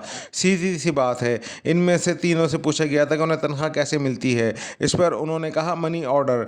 अब नतीजा ये निकलता है कि मुजरिम किसी न किसी तरह तो मनी ऑर्डर ज़रूर करता होगा, और उसका कोई आदमी डाकखाने जाता होगा या वो खुद। दोनों तरफ से इसे गिरफ्त में लिए जाने का इम्कान है। लेकिन आज तो महीने की 10 तारीख है। तनख्वाह मनी ऑर्डर करने में अभी बहुत दिन है, महमूद ने कहा। तो क्या हुआ? प्रोफेसर जिलानी ने आपको सिर्फ 3 दिन की मोहलत दी है। देखा जाएगा। अब मुझे मेरे हाथ से बच नहीं सकता, और ये उसी गलती से हुआ। न वह आदमियों को यहाँ भेजता, न हमें एक रास्ता उस तक पहुँचने का मिलता। लेकिन इस तरह अभी तकरीबन 20 दिन इंतज़ार करना होगा, तब कहीं जाकर मुजरिम को पकड़ा जा सकेगा। और इस दौरान न जाने कितने लोगों को ख़त मौसूल हो जाएँ। हाँ, ये तो है। और मैं कर भी क्या सकता हूँ? हो सकता है मैं इससे पहले ही इन्हें पकड़ लूँ। अब्बाजान, आप एक बात भूल रहे, फारूक ने कहा। वो क्या बेटा? आपने अभी तक इनाम नहीं दिया। ओह हाँ, ये लो 10,000, आपस में तकसीम कर लो। उन्होंने जेब से एक गड्डी निकालते हुए कहा। 10 क्यों, 30 दीजिए ना। हम तीनों ने ठीक जवाब लिखा है। तो क्या हुआ? मैंने इनाम तो 10,000 मुकर्रर किया था ना। आपने फरमाया था जिसका जवाब ठीक होगा उसे 10,000 रुपये मिलेंगे, लेकिन हमें तो 3,000 रुपये फ़ीकस मिल रहे हैं। ओह, ये बात भी ठीक है। आखिर उन्हें तीनों को 10,000 रुपये देने ही पड़े। उसी वक्त दरवाजे की घंटी बजी। वो चौंक उठे, क्योंकि अभी अभी एक हादसे से बाल बाल बचे थे, और अब फिर कोई दरवाजे की घंटी बजा रहा था। मैं देखूं दरवाजे पर अब्बाजान कौन है? महमूद ने पूछा। नहीं, तुम नहीं, मैं देखता हूँ। यह कहकर उन्होंने जेब से पिस्तौल निकाल लिया और दरवाजे की तरफ बढ़े। उसी वक्त दोबारा दस्तक दी गई। उन्होंने सख्त लहजे में पूछा, कौन है? मैं हूँ जमशेद, दरवाज़ा खोलो। आवाज़ सुनकर वो चौंक उठे थे। ये तो उनके डीआईजी की आवाज़ थी। उन्होंने दरवाज़ा खोल दिया। डीआईजी के चेहरे पर फिक्रमंदी के आसार थे। खैर तो है, दरवाज़ा बंद किए बैठे हो और पूछे बगैर दरवाज़ा नहीं खोलते। अंदर आ जाइए, हालात अच्छे नहीं हैं। क्या मतलब? चलिए मैं बताता हूँ। वो उन्हें अंदर ले आए। चारों उन्हें देखते ही खड़े हो गए। अस्सलामुअलैकुम, उनके मुंह से बेक वक्त निकला। हेलो बच्चों, तुम तीनों कैसे हो और क्या हाल है? बस जी, ठीक ही हैं, बेगम जमशेद ने जवाब दिया। फिर चाय बनाने के लिए अंदर चली गईं। मेरा ख्याल है ड्राइंग रूम में चलते हैं, डीआईजी ने कहा। उनसे कुछ छुपाने की ज़रूरत नहीं है। हम अभी अभी एक हादसे का शिकार होते होते बचे हैं। क्या मतलब? डीआईजी चौंक के। वो अब कुर्सी पर बैठ चुके थे। जवाब में उन्होंने सारी बात बता दी। तो वो तीनों अब कहाँ हैं? हवालात में? जी नहीं, मैंने उन्हें छोड़ दिया। क्या कहा तुमने? छोड़ दिया? जी हाँ। लेकिन क्यों? तुमने ऐसा क्यों किया? क्या ये खिलाफ कानून नहीं? उन्हें गिरफ्तार कर लिया जाता तो मुजरिमों के पकड़ जाने का कोई इम्कान नहीं था। वो कैसे? जी हाँ, मैं उनके ज़रिए से मुजरिमों को पकड़ूंगा, लेकिन उन्हें तो मुजरिम के बारे में कुछ मालूम ही नहीं। जी हाँ, लेकिन मैंने भी एक जाल बिछाने का प्रोग्राम बनाया है। खैर, जैसे तुम्हारी मर्ज़ी, लेकिन ख्याल रहे कि 3 दिन के अंदर अंदर ही मुजरिम पकड़ लिया जाना चाहिए। क्यों? अभी अभी तो तुमने कहा था कि मुजरिम के लिए जाल बिछा रहे हो। उन्होंने पूछा। जी हाँ, लेकिन ये प्रोग्राम 1 माह की आखिरी तारीखों से शुरू होगा। मैं समझा नहीं। दरअसल मैं अभी कुछ वजाहत नहीं कर सकता। क्यों? हो सकता है मैं अपने मकसद में कामयाब ना हो सकूँ। अच्छा खैर, तुमने ये नहीं पूछा कि मैं इस वक्त यहाँ क्यों आया हूँ। मैं खुद हैरान हूँ, आपने मुझे बुलवा लिया होता। ये बड़ी मुसीबत है, तुम्हारे घर में फ़ोन नहीं है, मैं खुद ही नहीं लगवाता। हाँ, मैं जानता हूँ। फरमाइए, मैं आपको परेशान पा रहा हूँ। बात यह है कि मेरे एक दोस्त को भी इसी किस्म का ख़त मिला है। क्या? इंस्पेक्टर जमशेद हैरत के मारे चिल्लाए। महमूद, फारूक और फरजाना भी हैरान हुए बगैर ना रह सके। हाँ ये देखो, उन्होंने जेब से नीले रंग का लिफाफा निकालते हुए कहा। इंस्पेक्टर जमशेद ने लिफाफे में से कागज़ का पुर्जा निकाला। उस पर वही जुमला लिखा था, तुम उल्लू हो। आखिर ये शख्स चाहता क्या है? डीआईजी बोले, अभी तक मैं नहीं समझ सका। क्या वो हम सबको परेशान करना चाहता है या महज मजाक कर रहा है? ये मजाक नहीं, कोई बहुत ही ख़तरनाक प्लान मालूम होता है। इसकी तह में क्या है मैं बहुत जल्द मालूम करके रहूँगा। लेकिन कब? जब तक तमाम बड़े बड़े लोगों को ख़त मिल जाएंगे और वो हम सबका नाक में दम कर देंगे। आप जानते हैं कि मैं कितना बेबस हूँ। कोई सुराग नहीं, कोई वारदात नहीं। इन तीरों के बारे में क्या सोचा? इनकी निगरानी इंस्पेक्टर अकरम और उसके मातहत कर रहे हैं। अच्छा, मैं खुदा से दुआ करता हूँ कि तुम जल्द इसको पकड़ने में कामयाब हो जाओ। लेकिन जमशेद, हम प्रोफेसर जिलानी का क्या करें? वो खर दिमाग आदमी है। अगर तुम 3 दिन तक मुजरिम ना पकड़ सके तो वो ज़रूर उधम मचाएगा। मैं तुम्हारे लिए फ़िक्रमंद हूँ। मुझे आपका साथ चाहिए। आप मेरे साथ हैं, फिर मैं किसी जिलानी विलानी को नहीं जानता। तुम जानते हो मैं वो कितना बारसूख आदमी है, जो चाहता है कर लेता है। देखा जाएगा। उसी वक्त बेगम जमशेद चाय तैयार करके लाईं और वो चाय पीने लगे। क्यों बच्चों, तुम क्यों खामोश हो? डीआईजी इनकी तरफ मुड़े। आज तो फरजाना काम दिखा गई। इंस्पेक्टर जमशेद बोले, वाकई सुना है बाकरगंज में भूत भी पकड़े गए हैं। उन्होंने कहा। वो हंसे और उन्हें बाकरगंज के भूत याद आ गए। तीनों मुस्कुरा दिए। इस मर्तबा तुम्हारे वालिद मुसीबत में हैं। हम सब तो जब जाने इस बार भी कोई कारनामा कर दिखाओ। जी, कोशिश तो यही है, महमूद ने शर्माते हुए लहजे में कहा। भाई जमशेद, उन्हें इस मर्तबा खुली छुट्टी दे दो। ये जो जी चाहे करें। अगर आप कहते हैं तो दे देता हूँ, लेकिन ख़तरा तो यह है कि ये काम बिगाड़ ना दें। आप जानते ही हैं कि मुजरिम किस कदर अजीब व गरीब आदमी है। हमें अभी तक ये नहीं मालूम हो सका कि वो चाहता क्या है। सबसे ज़्यादा उलझन में डालने वाला सवाल तो यही है। इस वक्त बेगम शिराजी भी अंदर दाखिल हुई। आपका फ़ोन है, उन्होंने इंस्पेक्टर जमशेद से कहा। अच्छा माफ़ कीजिएगा जनाब, मैं अभी हाजिर हुआ। और बेगम शिराजी, आप भी बैठकर चाय पिएं। शुक्रिया। इंस्पेक्टर जमशेद बेगम शिराजी के घर में दाखिल हुए और रिसीवर कान से लगाकर बोले, हेलो, कौन साहब? तुम्हारा बाप। क्या मतलब, कौन हो तुम? इंस्पेक्टर जमशेद ने झिल्ला कर कहा, तुम उल्लू हो। क्या कहा? इंस्पेक्टर जमशेद ने हैरान होकर कहा, तुम्हारा सर। दफातन दूसरी तरफ से हंसने की आवाज़ आई। ओ समझा, ये तो आप हैं प्रोफेसर साहब। शुक्र है तुमने पहचाना तो। प्रोफेसर दाऊद की आवाज़ आई। ये इस वक्त कैसे याद किया? यार मैं बहुत परेशान हूँ, खुदा खैर करे। मुझे 2-3 हफ्तों से एक अजीब व गरीब ख़त मिल रहा है। इस वक्त तक 3 ख़त मिल चुके हैं। क्या? इंस्पेक्टर जमशेद के मुंह से हैरत के मारे निकला। हाँ, और तीनों ख़तों पर सिर्फ एक ही जुमला लिखा है, यही कि तुम उल्लू हो। अरे हाँ, तुम्हें कैसे मालूम हुआ?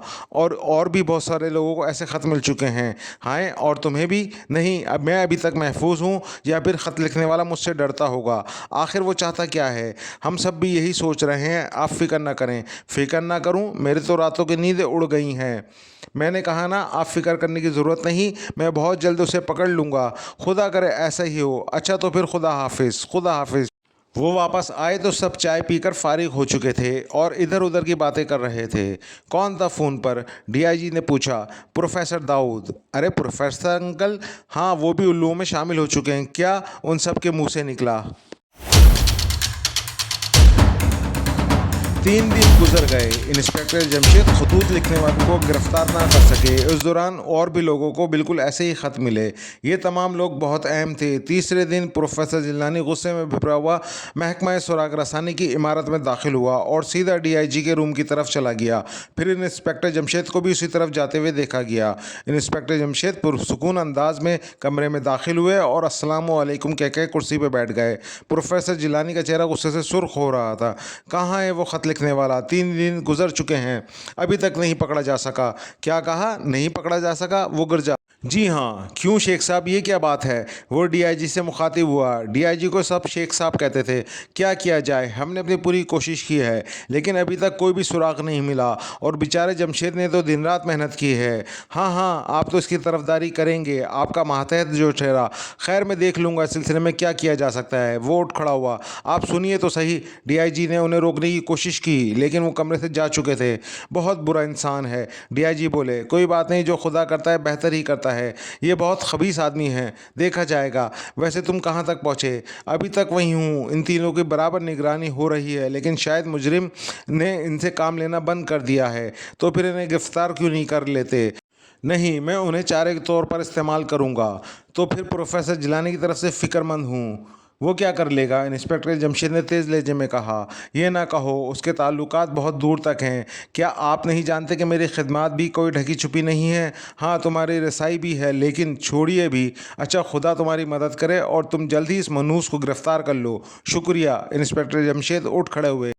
वो अपने कमरे में आए तो सेठ इब्राहिम को इंतज़ार करते हुए पाया। मैं 15 मिनट से आपका इंतज़ार कर रहा हूँ। ओह, मुझे अफसोस है, बच्चों ने आपको एक ख़त दिखाया होगा। जी हाँ। क्या आप इसके बारे में कुछ मालूम हुआ? ये हरकत कौन कर रहा है? जी नहीं, अभी तक नहीं। और मुझे एक ख़त मिला है, सेठ इब्राहिम ने बताया। ओह, बिल्कुल वैसा ही। हाँ, मैं आज किसी ऐसी केस पे काम कर रहा हूँ, आप फिक्र ना करें। लेकिन सोच सोच कर तो मेरा सर चकराने लगा है। हर वक्त सिर्फ यही सोचता रहता हूँ कि ख़त लिखने वाला कौन है, वो क्या चाहता है। हाँ, मैं जानता हूँ उस वक्त तक जितने लोगों को भी ख़त मिले हैं वो सब परेशान हैं और सबका यही हाल है जो आपका है। क्या मतलब? क्या कुछ और लोगों को भी इस किस्म के ख़त मिले हैं? सेठ इब्राहिम ने कहा। जी हाँ, उनमें प्रोफेसर जिलानी, सेठ इमदाद अली और प्रोफेसर दाऊद भी शामिल हैं। अरे हैरत है। जी हाँ, हम सब हैरान हैं। खुदा खैर करे, ये क्या नई मुसीबत आई है। आप बेफिक्र रहें और जब भी कोई ख़त मिले मुझे ज़रूर फ़ोन पर इत्तला कर दें। यहाँ आने की तकलीफ़ ना करें और अगर ख़त के अल्फाज में कोई तब्दीली आए तो मुझे बताएं। ठीक है। सेठ इब्राहिम खड़े हुए। उनके निकलते ही चपरासी ने अंदर आकर बताया, बाहर सेठ इमदाद अली आपसे मिलने के लिए बैठे हैं। और इंस्पेक्टर जमशेद ने चिल्लाकर सर दोनों हाथों में थाम लिया।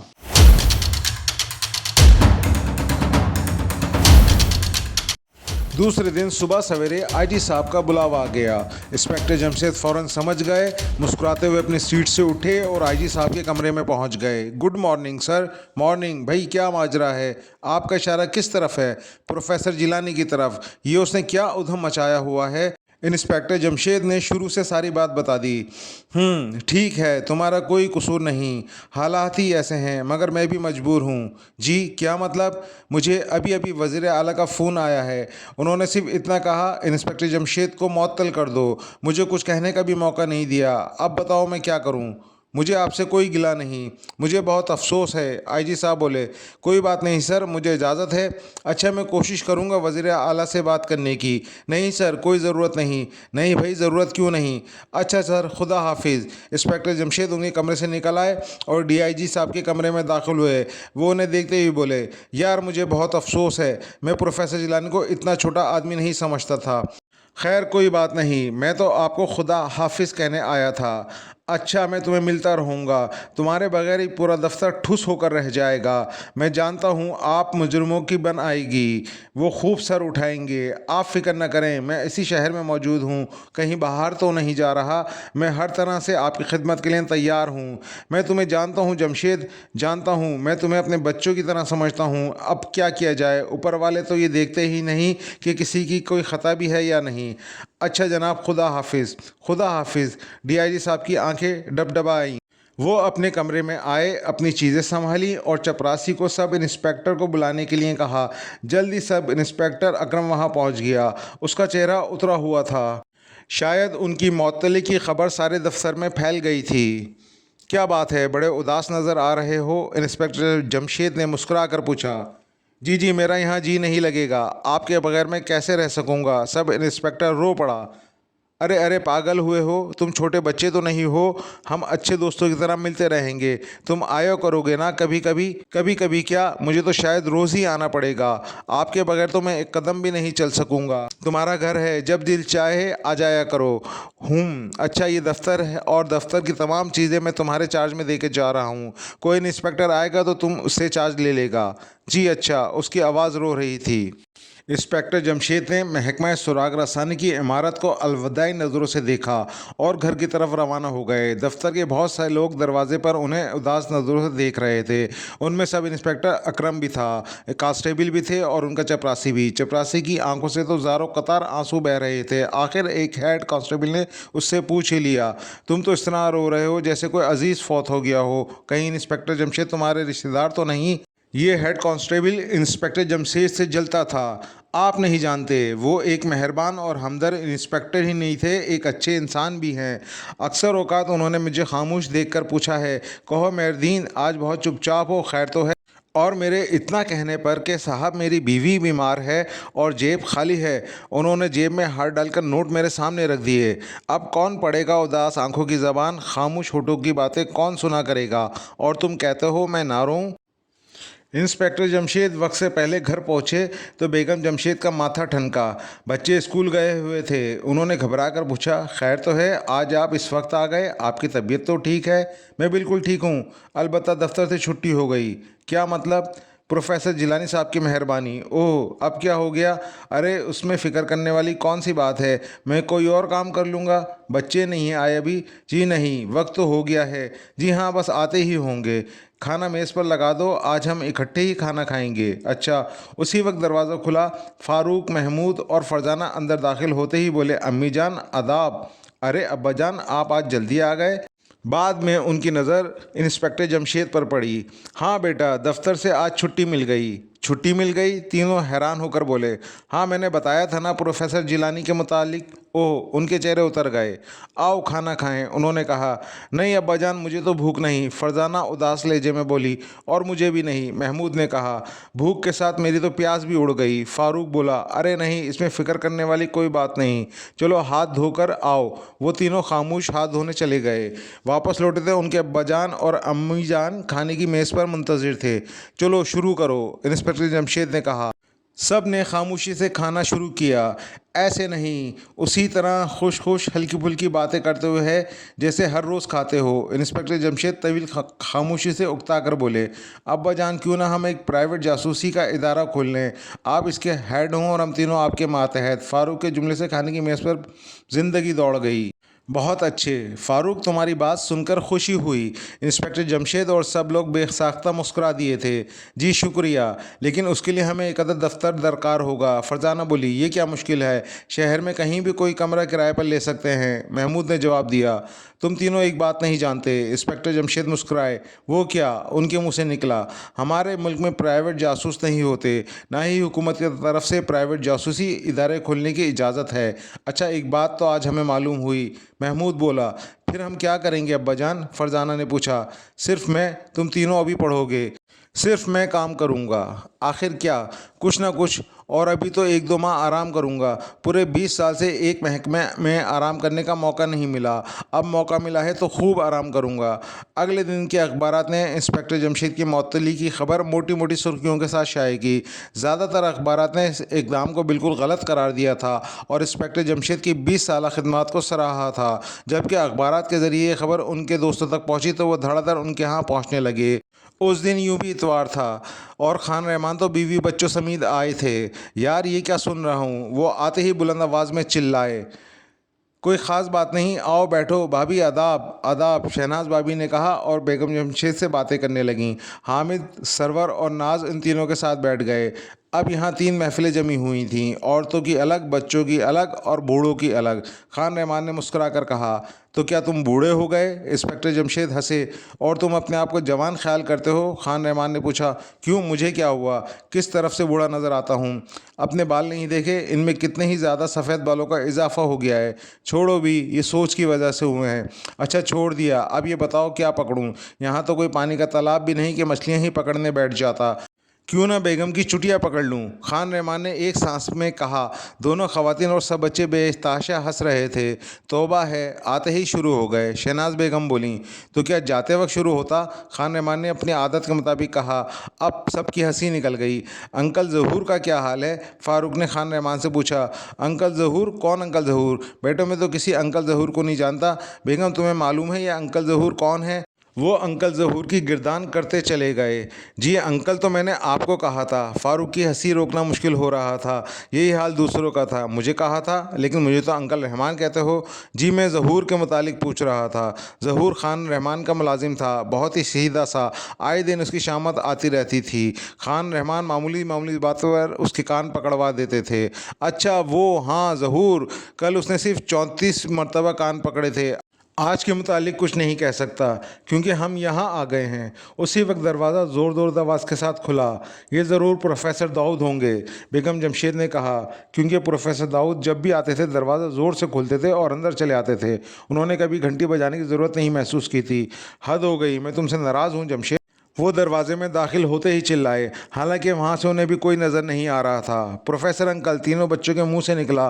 उसी वक्त वो वहाँ पहुँच गए। शाइस्ता, उनकी बेटी, उनके साथ थी। अस्सलामु अलैकुम, उन्होंने कहा। वालेकुम अस्सलाम, बहुत सी आवाज़ एक साथ उभरी। अरे यहाँ तो बड़े बड़े घाक भी बैठे हुए हैं, प्रोफेसर दाऊद ने खान रहमान को देखकर कहा। वो दोनों भी बैठ चुके थे। आपके तो शागिर्द ही हैं, खान रहमान मुस्कुराए। तुम अपनी शरारतों से कभी बाज भी रहा करो, नन्हे से बच्चों की तरह हर वक्त शरारतें करते रहते हो। प्रोफेसर बोले, इसी को ज़िंदगी कहते हैं। अच्छा, मुझे आज ही मालूम हुआ। और हाँ, तुम बताओ अक्लमंद, तुमने मुझे कल ही फ़ोन पर इत्तला क्यों नहीं दी? मैं देख लूँगा उस प्रोफेसर जिलानी के बच्चों को, और कर लूँगा बात वज़ीर आला से भी। प्रोफेसर दाऊद मुल्क के बहुत बड़े साइंसदान थे और कोई मामूली हैसियत के आदमी नहीं थे। इस वक्त तक उन्होंने बहुत सी मुफीद ईजादात की थी जिनकी वजह से मुल्क अपने पैरों पर खड़ा होने के काबिल हुआ था। नहीं, किसी से बात करने की ज़रूरत नहीं। क्यों भला, ये क्या बात हुई? मैं आराम करना चाहता हूँ, कम से कम 2 माह बाद कुछ करने के बारे में सोचूंगा।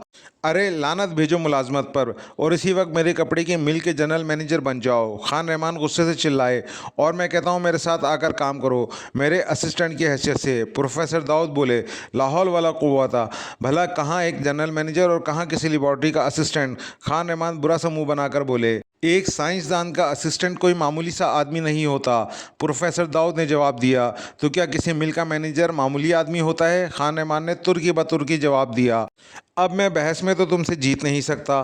तुम ठहरे जवान, मैं बूढ़ा। लो भाई, अब मैं जवान हो गया, मैं तो कभी का बूढ़ा हो चुका। अच्छा, प्रोफेसर दाऊद ने हैरान होकर कहा। उनके मासूमाना अंदाज पर सबको हंसी आ गई। इसके बाद तो सिलसिला शुरू हो गया लोगों के आने का। फिर सेठ इब्राहिम आए, फिर वासिफ आया, इसके साथ नाहिद भी थी। नाहिद को वासिफ ने उससे मांग लिया था और अपनी बेटी बना लिया था। नाहिद को देखकर तीनों बच्चे बहुत खुश हुए।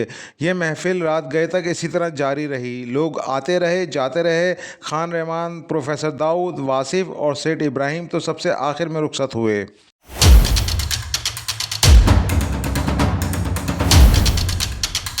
इंस्पेक्टर जमशेद की मौतली को 15 दिन गुजर गए।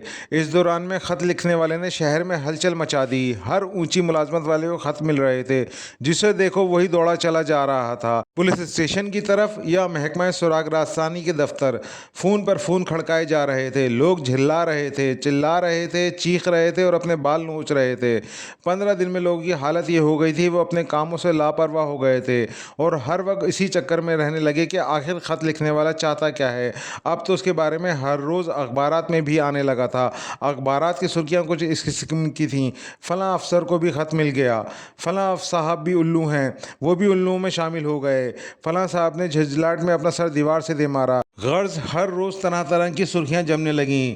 इस वक्त शहर के तकरीबन तमाम सरकारी मुलाजमीनों, मिल मालकान और बड़े बड़े तिजारत पेशा हज़रात को ख़त मिल चुके थे। हुक्मरान पार्टी के बहुत से लोगों को भी ख़त मिले थे। सब इंस्पेक्टर अकरम शाम के वक्त इंस्पेक्टर जमशेद के यहाँ बैठा इनसे बातें कर रहा था। शहर में तो क़यामत मची हुई है, मैं जानता हूँ। इंस्पेक्टर जमशेद मुस्कुराए। सब के सब चक्कर पर चक्कर खा रहे हैं, किसी की समझ में नहीं आता कि क्या किया जाए। अभी तक मुजरिम का सुराग नहीं मिला, उसका तो नामो निशान भी नहीं मालूम। आप होते तो शायद इस वक्त तक मुजरिम पकड़ा भी जाता। ये ना कहो मुजरिम बहुत ज़हीन है, मेरे पास उसके खिलाफ़ कोई सबूत नहीं। तो क्या आप मुजरिम को जानते हैं? हाँ। क्या कहा? आप मुजरिम को जानते हैं? फरजाना चीख कर बोली। सबके मुंह हैरत से खुले रह गए। हाँ। अरे तो आप उसे पकड़वा क्यों नहीं देते? वो नहीं पकड़ा जा सकता। क्यों? सबूत हमारे पास सबूत नहीं है। और वो चाहता क्या है? अकरम ने पूछा। जिस दिन मुझे ये बात मालूम हो गई, मैं उसके खिलाफ़ कोई सबूत हासिल कर लूँगा। अब्बा जान, कुछ दिन पहले आपकी एक बात आपको याद है? महमूद ने कहा। कौन सी बेटा? वो मनी? हाँ हाँ, मुझे याद है। इंस्पेक्टर जमशेद ने उसका जुमला मुकम्मल होने से पहले ही कहा। वो नहीं चाहते थे कि अकरम के सामने मनी ऑर्डर का जिक्र आए। महमूद भी उस बात को भाप गया, उसी लिए खामोश हो रहा। आपने बताया नहीं ख़त लिखने वाला कौन है? अकरम ने पूछा। तुम जानते ही हो, मैं नहीं बताऊँगा। जी हाँ, लेकिन शहर में इस वक्त मुसीबत आई हुई है, आवाम परेशान है, आपको कुछ ना कुछ तो करना चाहिए। करूँगा, ज़रूर करूँगा, लेकिन अभी वक्त नहीं आया। आखिर कब पकड़ेंगे आप मुजरिम को? मैं नहीं पकड़ूँगा, तुम पकड़ोगे। मैं तो मुअत्तल हो चुका हूँ। चलें यूं ही सही, बहुत जल्द जब मेरा मंसूबा मुकम्मल हो जाएगा तो मैं तुम्हें बुला लूँगा। मैं उस दिन का बेचैनी से इंतज़ार करूँगा। मेरी जगह कौन काम कर रहा है? इंस्पेक्टर फाजिल। उसका क्या हाल है? बस कुछ ना पूछिए, फ़ोन पर फ़ोन आते हैं, कभी आईजी बुला रहे हैं तो कभी डीआईजी। बेचारे का नाक में दम आया हुआ है। अच्छा खैर, थोड़े दिन की परेशानी और है। अकरम उठ खड़ा हुआ। सब इंस्पेक्टर अकरम इंस्पेक्टर फाजिल से बातें कर रहा था। भाई मैं तो उस जगह आकर फंस गया। पूरे शहर पर क़यामत सी आई हुई है, एक खामोश आग जो सुलग रही है। इंस्पेक्टर फाजिल झुंझलाहट के आलम में कह रहा था। ऐसा मुजरिम पहले कभी ना देखा ना सुना, अकरम के मुंह से निकला। और मज़े की बात यह कि वो पर्दों में छुपा बैठा मुस्कुरा रहा होगा। उसे कोई नहीं जानता, किसी को नहीं मालूम वो कौन है। एक आदमी जानता है, अकरम के मुंह से निकल गया। दूसरे ही लम्हे उसे अपनी गलती का एहसास हो गया। क्या एक आदमी जानता है? कौन जानता है? ये तुम क्या कह रहे हो? बताओ कौन जानता है उसे? इंस्पेक्टर जमशेद। मजबूरन अकरम को बोलना पड़ा, क्योंकि इसके मुंह से बात निकल चुकी थी। ये तुम क्या कह रहे हो? अगर इंस्पेक्टर जमशेद को मालूम है तो उसने आला हुकाम को इत्तला क्यों नहीं दी? उसे पकड़वाया क्यों नहीं? वो कहते हैं कि उनके पास सबूत नहीं है। सबूत? इन हालात में सबूत की क्या अहमियत है? फिर सबूत तो बाद में भी हासिल किया जा सकता है। ये इंस्पेक्टर जमशेद तो बहुत बेवकूफ़ आदमी मालूम होता है। ठहरो, मैं डीआईजी साहब को इस बात की इत्तला देता हूँ। अकरम हक्का बक्का उसे डीआईजी साहब के कमरे की तरफ जाते हुए देखते रहा। दूसरे ही लम्हे उसने बेगम शराजी के नंबर मिलाए और इंस्पेक्टर जमशेद को जल्द से बुलाने के लिए कहा। 1 मिनट बाद दूसरी तरफ से उनकी आवाज़ आई। क्या बात है अकरम, खैर तो है? जी मुझसे एक बहुत बड़ी गलती हो गई है। क्या हुआ? मैं बहुत शर्मिंदा हूँ, मुझे बहुत अफसोस है। ओह हो, हुआ क्या है? इंस्पेक्टर फाजिल के सामने मेरे मुंह से गैर इरादी तौर पर निकल गया कि एक साहब जानते हैं ख़त कौन लिख रहा है। फिर वो मेरे पीछे पड़ गए और मुझे आपका नाम बताना पड़ा। बस इतनी सी बात? इसमें इतना परेशान होने की क्या बात है? दूसरी तरफ से इंस्पेक्टर जमशेद बोले। बात इससे भी आगे बढ़ गई है, अकरम ने कहा। क्या मतलब? इंस्पेक्टर फाजिल डीआईजी साहब को बताने चले गए। ओहो कोई बात नहीं, तुम फिक्र ना करो। मुझे इस कदर शर्म आ रही है कि बयान नहीं कर सकता। नहीं भाई, तुम्हें शर्मिंदा होने की ज़रूरत नहीं, मामूली सी बात है। ऐसा हो ही जाता है, कभी कभी मुंह से ऐसी बात निकल जाती है जो इंसान को ना कहना चाहिए। तुम फिक्र क्यों करते हो? मैं इसलिए फ़िक्रमंद हूँ कि अब शायद डीआईजी साहब आपसे इसका नाम पूछेंगे। हाँ ये तो वाकई परेशानी वाली बात है, खैर देखा जाएगा। और कुछ? जी बस। अच्छा खुदा हाफिज़। दूसरी तरफ से रिसीवर रख दिया गया। खुदा हाफिज़ अकरम के मुँह से सुस्त लहजे में निकला। ये तुम क्या कह रहे हो? ये कैसे हो सकता है? डीआईजी ने हैरान होकर कहा। मैं सच कह रहा हूँ। अकरम के मुंह से ये बात बेध्यानी में निकल गई, वरना वो कभी ना बताता। तो चलो हम अभी इंस्पेक्टर जमशेद के यहाँ चलते हैं। इसे क्यों ना यहाँ बुला लें? नहीं, ये किसी तरह मुनासिब नहीं होगा, हमें वहीं जाना चाहिए। तो फिर चलिए अकरम को भी साथ ले लें। क्यों, उसकी क्या ज़रूरत? कहीं इंस्पेक्टर मुकर ना जाए। तुम इसे नहीं जानते, मैं उसे ज़्यादा जानता हूँ। दोनों जीप में रवाना हो गए। घंटी का बटन दबाते हुए डीआईजी साहब ने कहा। तुम खामोश रहना, मैं खुद बात करूँगा। जी अच्छा। दरवाज़ा इंस्पेक्टर जमशेद ने ही खोला, क्योंकि वो पहले से ही उनके मुंतज़िर थे। अरे आपने कैसे तकलीफ़ की, मुझे बुला लिया होता। चलो अंदर ही चलते हैं। वो उन्हें ड्राइंग रूम में ले आए। तुम ख़त लिखने वाले को जानते हो? उन्होंने पूछा। जी हाँ, मेरा ख्याल है कि मैं उसे जानता हूँ। सिर्फ ख्याल है? जिस वक्त तक कोई सबूत ना हो बात ख्याल की हद तक ही रहती है। कौन है वो? मैं बहुत जल्द आपको बता दूंगा, लेकिन इस वक्त बताने में क्या हर्ज है? मैं इस वक्त मुनासिब नहीं समझता। किस लिए? सबूत के बगैर उस पर हाथ डालने का कोई फ़ायदा ना होगा। वो साफ बच जाएगा और फिर वो कभी नहीं पकड़ा जा सकेगा। अच्छा कम से कम मुझे बता दो, तुम जब कहोगे उस पर हाथ डालेंगे। जी नहीं, इस वक्त बता देना किसी तरह भी मुनासिब नहीं। मुझे अफसोस है। ये सुनकर इंस्पेक्टर फाजिल को गुस्सा आ गया। वो कुछ कहना ही चाहता था कि डीआईजी बोल उठे। मैं जानता था तुम नहीं बताओगे। वो मुस्कुराए। शुक्रिया। आखिर हम कितने दिन ये अजियत बर्दाश्त करेंगे? लोगों ने नाक में दम कर रखा है, फाजिल ने जल कर कहा। बस चंद दिन की बात और है। अच्छा तो फिर हम चलते हैं। चाय पी कर जाएँ, तैयार ही है। नहीं बस फिर सही। दोनों उठ खड़े हुए। इंस्पेक्टर जमशेद दरवाजे तक छोड़ने आए। दरवाज़ा अंदर से बंद करने के बाद वो कमरे में आए। यहाँ तीनों बच्चे और बेगम जमशेद बैठे बातें कर रही थीं। मैं कल से मुजरिम के खिलाफ सबूत हासिल करने के लिए काम करूंगा। तुम तीनों मेरे साथ चलोगे? क्या आप हमें साथ ले जाएंगे? तीनों हैरत और खुशी से चिल्लाए। हाँ, तुम तीनों को खास काम अंजाम देना है। Very good. ये हुई ना बात, फरजाना बोली। 3 तारीख से पहले पहले खतूत लिखने वाला मंजर आम पर आ जाएगा। और क्या आपको ये भी मालूम हो चुका है कि वो चाहता क्या है? अभी तक तो मुझे नहीं मालूम कि वो कौन है। क्या? तीनों चिल्लाए। लेकिन आपने अंकल अकरम को तो कहा था कि हाँ, जानबूझकर कहा था ताकि वो जाकर इंस्पेक्टर फाजिल को बताए और फाजिल डीआईजी साहब को। लेकिन क्यों? आपने ऐसा क्यों किया? मुजरिम को गिरफ्तार करने में मुझे उनकी मदद की ज़रूरत होगी। तब भी आपको किसी पर शक ज़रूर होगा। हाँ शक तो है। किस पर? महमूद ने तेज़ी से पूछा। अभी नहीं, चंद दिन बाद मालूम हो जाएगा। इंस्पेक्टर जमशेद मुस्कुराए। हमें कल किस वक्त चलना है? सुबह 9 बजे। तुम स्कूल से 2-3 दिन की रुख्सत ले लो। जी अच्छा, हम सुबह खालिद के हाथ दरख्वास्तें भेज देंगे। क्या यह सच है? अभी तक आपको नहीं मालूम कि ख़त लिखने वाला क्या चाहता है? थोड़ा बहुत अंदाज़ा ज़रूर है। इंस्पेक्टर जमशेद बोले।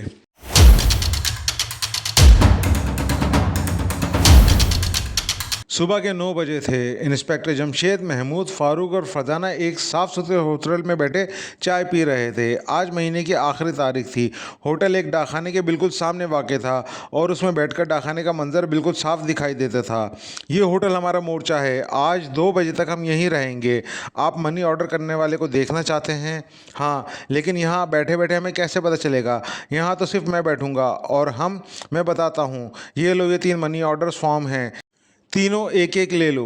इन पर तो सब कुछ लिखा हुआ है। हाँ, ये तीनों तुम्हारे अम्मी का नाम पर हैं और भेजने वाले तुम हो।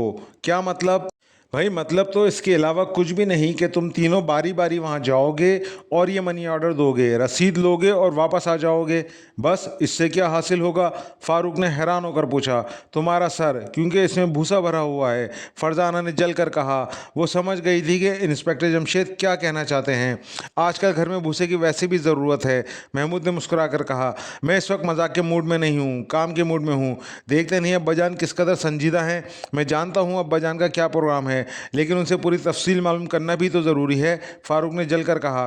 फारूक ठीक कहता है। सबसे पहले मनी ऑर्डर लेकर फारूक ही जाएगा। फारूक, तुम जल्दी नहीं करोगे, वहाँ ज़्यादा से ज़्यादा वक्त लगाओगे। जानबूझकर पीछे खड़े होना और घूम फिरकर लाइन में लगे हुए मनी ऑर्डर पढ़ने की कोशिश करना। जानते हो हमें किस मनी ऑर्डर वाले की तलाश है? जी हाँ, जिस पर भेजने वाले का नाम अंजुमन फलाह बहबूद लिखा होगा। बहुत खूब, तुम इन दोनों से कम ज़हीन नहीं। ये तो यूं ही तुम्हारा मजाक उड़ाते रहते हैं। ये लो 1000 रुपये, ये तुम अपनी अम्मी को मनी ऑर्डर करोगे। वाह, अम्मी तो बैठे बिठाए मालदार हो जाएंगी, फरजाना ने कहा।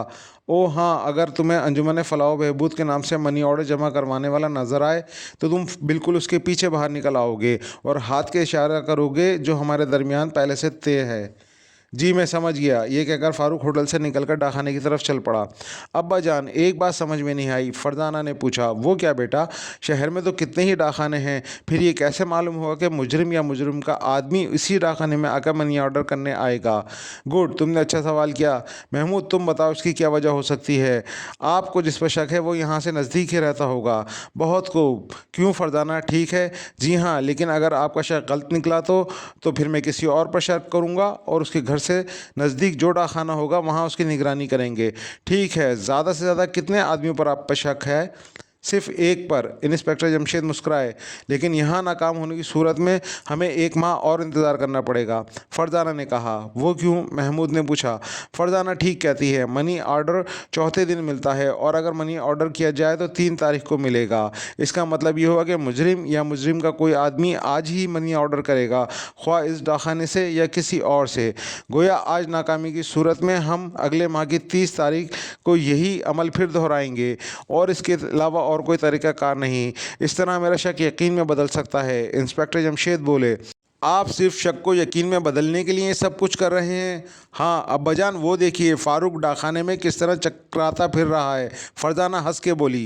वो बहुत अच्छी एक्टिंग कर रहा है। डाकखाने में बहुत भीड़ है, फारूक को काफ़ी देर लग जाएगी, महमूद ने ख्याल जाहिर किया।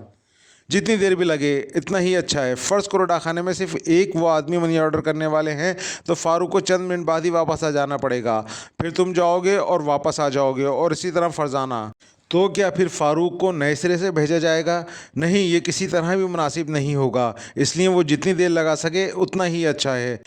ये भी ठीक है। फ़ारूक अब लाइन के आखिर में लग गया है, फरजाना बोली। इसका मतलब ये हुआ कि उसने अपने आगे खड़े हुए तमाम लोगों के मनी ऑर्डर फॉर्मों पर नज़र डाल ली है। जी हाँ, ऐसा ही मालूम होता है। और अब जानते हो वो क्या करेगा? मनी ऑर्डर जमा करा के अपने पीछे खड़े हुए लोगों के फॉर्मों को भी देख लेगा और वापस चलाएगा। इसी तरह तुम करोगे। जी बेहतर, महमूद ने कहा। कहा। तकरीबन 2 घंटे बाद फारूक की वापसी हुई। उसके चेहरे पर मायूसी थी। कोई बात नहीं, मायूस होने की ज़रूरत नहीं। क्या तुमने मनी ऑर्डर कर दिया? जी हाँ। लाओ रसीद मुझे दे दो। फारूक ने रसीद जेब से निकालकर उन्हें दे दी। क्या अब मैं जाऊं अब्बाजान? महमूद ने पूछा। अभी नहीं, लाइन में लगे हुए 8-9 आदमियों को तो फारूक देख ही चुका है। उन्हें जा लेने दो, फिर तुम जाना। इतनी देर में कुछ और आदमी आकर लाइन में लग जाएंगे। जी बेहतर। तकरीबन आधे घंटे बाद इंस्पेक्टर जमशेद ने महमूद को जाने का इशारा किया। मनी ऑर्डर के पैसे वो पहले ही उसे दे चुके थे। फिर उन्होंने महमूद को लाइन के आसपास चक्कर लगाते देखा। अचानक वो चौंक उठे। महमूद एक आदमी के पीछे चलता हुआ डाकखाने से बाहर निकल रहा था। जूं ही वो बाहर आया, उसने अपने सर के बालों को जोर से झटका दिया। इंस्पेक्टर जमशेद के मुंह से निकला, वो मारा। फिर वो इन दोनों से बोले, तुम तीनों टैक्सी के जरिए घर चले जाओगे। उन्होंने कहा और होटल से बाहर निकल आए। जिस शख्स के पीछे महमूद निकला था वो पैदल एक सिमत में चला जा रहा था, इसलिए उन्होंने भी पैदल चलना ही मुनासिब समझा। यहाँ तक कि उन्होंने इस आदमी को एक बहुत बड़ी इमारत में दाखिल होते देखा। वो वापस पलटे और एक पब्लिक टेलीफोन बूथ में दाखिल हुए। दरवाज़ा बंद किया और डीआईजी साहब के नंबर डायल किए। दूसरी तरफ से फ़ौरन ही कहा गया, हेलो कौन साहब? डीआईजी साहब से मिला दो। आप कौन? जमशेद। कौन जमशेद? इतनी जल्दी भूल गए? इंस्पेक्टर जमशेद मुस्कुराए। ओह अच्छा। दूसरी तरफ से कहा गया। फिर डीआईजी साहब की आवाज़ सुनाई दी, हेलो जमशेद, कहो क्या हाल है? जी ठीक हूँ। मेरी बात गौर से सुने। बिलालगंज के डाकखाने में अभी अभी एक मनी ऑर्डर जमा कराया गया है। भेजने वाले का नाम है अंजुमन फलाह बहबूद। इस फॉर्म को इंक्वायरी के लिए रुकवा लें, बल्कि अपने कब्जे में ले लें। क्या मतलब? डीआईजी ने कहा। जी हाँ, ये बहुत ज़रूरी है और इस बात का किसी को पता ना चले। कुछ मुझे भी तो बताओ, क्या बात है? बस 2 दिन और ठहर जाएं, फिर मैं खतूत लिखने वालों को आपके हवाले कर दूंगा। अच्छा, अभी मैं इसका इंतज़ाम करता हूँ और शाम को ये फॉर्म अकरम के हाथ मेरे पास भेज दें। अजीब बात, आखिर इस फॉर्म में क्या बात है और तुम ऐसा क्या करोगे? बहुत जल्द आपको मालूम हो जाएगा। इंस्पेक्टर जमशेद ने जोश की हालत में कहा। अच्छा। दूसरी तरफ से हैरत में डूबी हुई आवाज़ सुनाई दी और राब्ता मुनक़ता हो गया। शाम को ठीक 4 बजे इंस्पेक्टर अकरम उनके पास पहुंच गया। उसने जेब से फॉर्म निकाला और सामने रख दिया। डीआईजी साहब सख्त हैरान हैं। आप इस फॉर्म का क्या करेंगे? इसके बारे में किसी और को तो मालूम नहीं हुआ? जी नहीं। बस ठीक है, तुम यहीं बैठो, मैं अभी आता हूँ। उन्होंने अकरम को ड्राइंग रूम में बिठाया और अपने कमरे में आए। यहाँ तीनों बच्चे मौजूद थे। क्या रहा अब्बाजान? मनी ऑर्डर फॉर्म आ गया है। अच्छा। वो खुश होकर बोले। इंस्पेक्टर जमशेद ने मेज़ की दराज में से उल्लुओं वाले चंद खतूत निकाले और उनकी तहरीर को मनी ऑर्डर की तहरीर से मिलाने लगे। दूसरे हीले में वो चिल्लाए, बिल्कुल एक, ज़रा बराबर भी फ़र्क नहीं। जी हाँ, बिल्कुल एक जैसी लिखाई है। फारूक बोला। बस ठीक है। वो वापस ड्राइंग रूम में आए। फॉर्म अकरम को देते हुए बोले, इसकी एक फ़ोटोकॉपी बनवा कर वापस कर दो और डाकखाना के हुकाम को हिदायत कर दी जाए कि ये 3 तारीख की सुबह ही उस शख्स को मिल जाना चाहिए जिसका ये है। जी अच्छा। और 3 तारीख की सुबह तुम चंद कांस्टेबल समेत यहाँ पहुँच जाना, फिर हम शिकार पर चलेंगे। जी बेहतर। 3 तारीख की सुबह ठीक 10 बजे एक डाकिया सुर्ख रंग की इमारत में दाखिल हुआ। उसने घंटी बजाई। अंदर से जॉर्ज दरवाजे पर आया। आपका मनी ऑर्डर। ओ शुक्रिया। डाकिया ने जॉर्ज के दस्तखत कराए और रकम गिनी और जॉर्ज को थमा दी। इसके बाद इसने मनी ऑर्डर का निचला हिस्सा काटा और जॉर्ज को पकड़ा दिया। उसी वक्त एक कर्द आवाज़ ने उन्हें चौंका दिया, खबरदार अपनी जगह से हरकत ना करना। उन्होंने चौंक कर देखा। सब इंस्पेक्टर अकरम चंद कांस्टेबल समीत वहां खड़ा था। अकरम के हाथ में पिस्तौल था। तुम ज़ेरे हिरासत हो। वजह? जॉर्ज ने घबरा कर पूछा। इंस्पेक्टर जमशेद पर कातिलाना हमला। लेकिन उन्होंने तो हमें छोड़ दिया था। हाँ, सिर्फ इसी दिन के इंतज़ार में। अकरम ने इशारा किया और एक कांस्टेबल ने उसके हाथों में हथकड़ी लगा दी। फॉर्म और पैसे अकरम ने अपने कब्जे में ले लिए और जीप के पास आए तो उसमें इंस्पेक्टर जमशेद बैठे मुस्कुरा रहे थे। बहुत खूब। अब आपके बाकी दोनों साथियों को भी गिरफ्तार करना है। पता तो तुम्हें मालूम ही है। उसे दफ्तर पहुंचाकर इन्हें भी पकड़ लाओ। जी अच्छा। और मुझे किसी फ़ोन बूथ के पास उतार दो। इसके बाद इंशाल्लाह दफ्तर में ही मुलाकात होगी। जी अच्छा। अकरम खुश होकर बोला और वो इस जुमले का मतलब समझ गया था। इंस्पेक्टर जमशेद टेलीफोन बूथ में दाखिल हुए और डीआईजी साहब के नंबर डायल किए। लीजिए जनाब, मेरा पहला मरहला तय हो गया। वो बोले। क्या मतलब? डीआईजी ने हैरान होकर पूछा। मैं आज खतूत लिखने वाले को आपकी खिदमत में पेश करने का इरादा रखता हूँ। अरे क्या सच कह रहे हो? जी हाँ, मैंने कभी आपसे झूठ बोला है? नहीं, कभी नहीं। आपको एक काम करना है। कहो। वो आहिस्ता आहिस्ता फ़ोन में कुछ कहने लगे। महकमा सुराग रसानी की इमारत के हॉल में इस वक्त बहुत बड़े बड़े लोग मौजूद थे। आईजी साहब और डीआईजी साहब के अलावा महकमे के तमाम अफसर मौजूद थे जिन्हें उल्लुओं वाले ख़त मिले थे। इनमें सेठ आबिद भी थे, प्रोफेसर जिलानी भी थे और सेठ इब्राहिम भी। इनमें प्रोफेसर दाऊद भी थे और खान रहमान भी। इन सब के अलावा और भी कई अहम हस्तियाँ मौजूद थीं। आखिर हमें यहाँ क्यों बुलाया गया है? खान रहमान ने पूछा। वो आईजी साहब से मुखातिब थे। भाई शेख साहब बताएंगे, मुझे तो खुद भी मालूम नहीं। आईजी साहब साहब ने डीआईजी साहब की तरफ इशारा किया। आप फरमाइए शेख साहब, चंद मिनट और इंतज़ार फरमाइए, मुझे किसी का इंतज़ार है। शेख साहब ने उलझ कर कहा, क्योंकि वो सख्त मुश्किल में फंस गए थे। इंस्पेक्टर जमशेद की हिदायत के मुताबिक उन्होंने सबको यहाँ जमा किया था और ख़ुद भी शाम को ठीक 4 बजे यहाँ पहुँचने का वादा किया था, और अब 4:15 बज चुके थे। वो नहीं जानते थे कि इंस्पेक्टर जमशेद का क्या प्रोग्राम है और वो क्या करना चाहते हैं, इसीलिए वो सख्त परेशान थे। उनकी परेशानी में लम्हा ब लम्हा इजाफा होता जा रहा था। वो बार बार घड़ी देख रहे थे। इंस्पेक्टर जमशेद महकमा सुराग रसानी की इमारत में दाखिल हुए। अकरम दरवाजे पर मौजूद था। वो उन्हें देखते ही तेज़ी से आगे बढ़ा। महमूद फारूक और फरजाना उनके पीछे थे। आपने बहुत देर लगा दी। अंदर डीआईजी साहब बहुत परेशान हैं। मैं शर्मिंदा हूँ। रास्ते में एक शख्स का एक्सीडेंट हो गया था और उसे अस्पताल पहुँचा कर आ रहा हूँ। ओह, क्या सब लोग अंदर मौजूद हैं? जी हाँ, सब आ चुके हैं। बहुत खूब, अब तो मेरी बात गौर से सुनो, उन्होंने कहा और अकरम के कान में खुसर फुसर करने लगे। हॉल के दरवाजे पे मौजूद चपरासी ने इंस्पेक्टर जमशेद और बच्चों को आंखें फाड़ फाड़ कर देखा। वो अंदर दाखिल होने लगे तो उन्होंने हाथ बढ़ाकर उसे रोक दिया। माफ़ कीजिएगा जनाब, अंदर मीटिंग हो रही है, आप अंदर नहीं जा सकते। तुम उल्लू हो, इंस्पेक्टर जमशेद ने उसका हाथ झटक कर कहा और अंदर दाखिल हो गए। इनके पीछे तीनों बच्चे भी बेधड़क अंदर दाखिल हुए। दरवाज़ा खुलने की आवाज़ से अंदर बैठे तमाम लोगों की नज़रें इस तरफ उठी और उनमें से बहुत से हैरान रह गए। लेकिन तुम्हें यहाँ नहीं आना चाहिए था। हम सब इस वक्त एक अहम काम के लिए यहाँ जमा हुए हैं और ना सिर्फ तुम यहाँ आ गए हो बल्कि अपने साथ बच्चों को भी ले आए हो। ये कितनी बुरी बात है। जी के चेहरे पर नागवारी के आसार साफ देखे जा सकते थे। ये तो मुअत्तल हो चुका है। प्रोफेसर जिलानी बोले। जी हाँ, इससे किससे इनकार हो सकता है, प्रोफेसर दाऊद ने तंजिया लहजे में कहा। उन्हें इंस्पेक्टर जमशेद को यहाँ देखकर खुशी हुई और यही हाल खान रहमान का भी था। तो फिर ये यहाँ क्यों आया है? प्रोफेसर जिलानी बोले। इब्राहिम कुछ बेचैन नज़र आ रहे थे। वो प्रोफेसर जिलानी के साथ बैठे थे। मैं बताता हूँ, डीआईजी साहब बोले। लेकिन उनके कुछ कहने से पहले इंस्पेक्टर जमशेद के लब हिले। नहीं, आप ठहरिए, मैं अर्ज़ कर देता हूँ। एक शहरी की हैसियत से मेरे कुछ फ़राइज़ हैं और इन्हीं फ़राइज़ को पूरा करने की खातिर हाजिर हुआ हूँ। मतलब? कई आवाज़ें आईं। बैठ कर बात करो जमशेद। खान रहमान के लहजे में जोश था।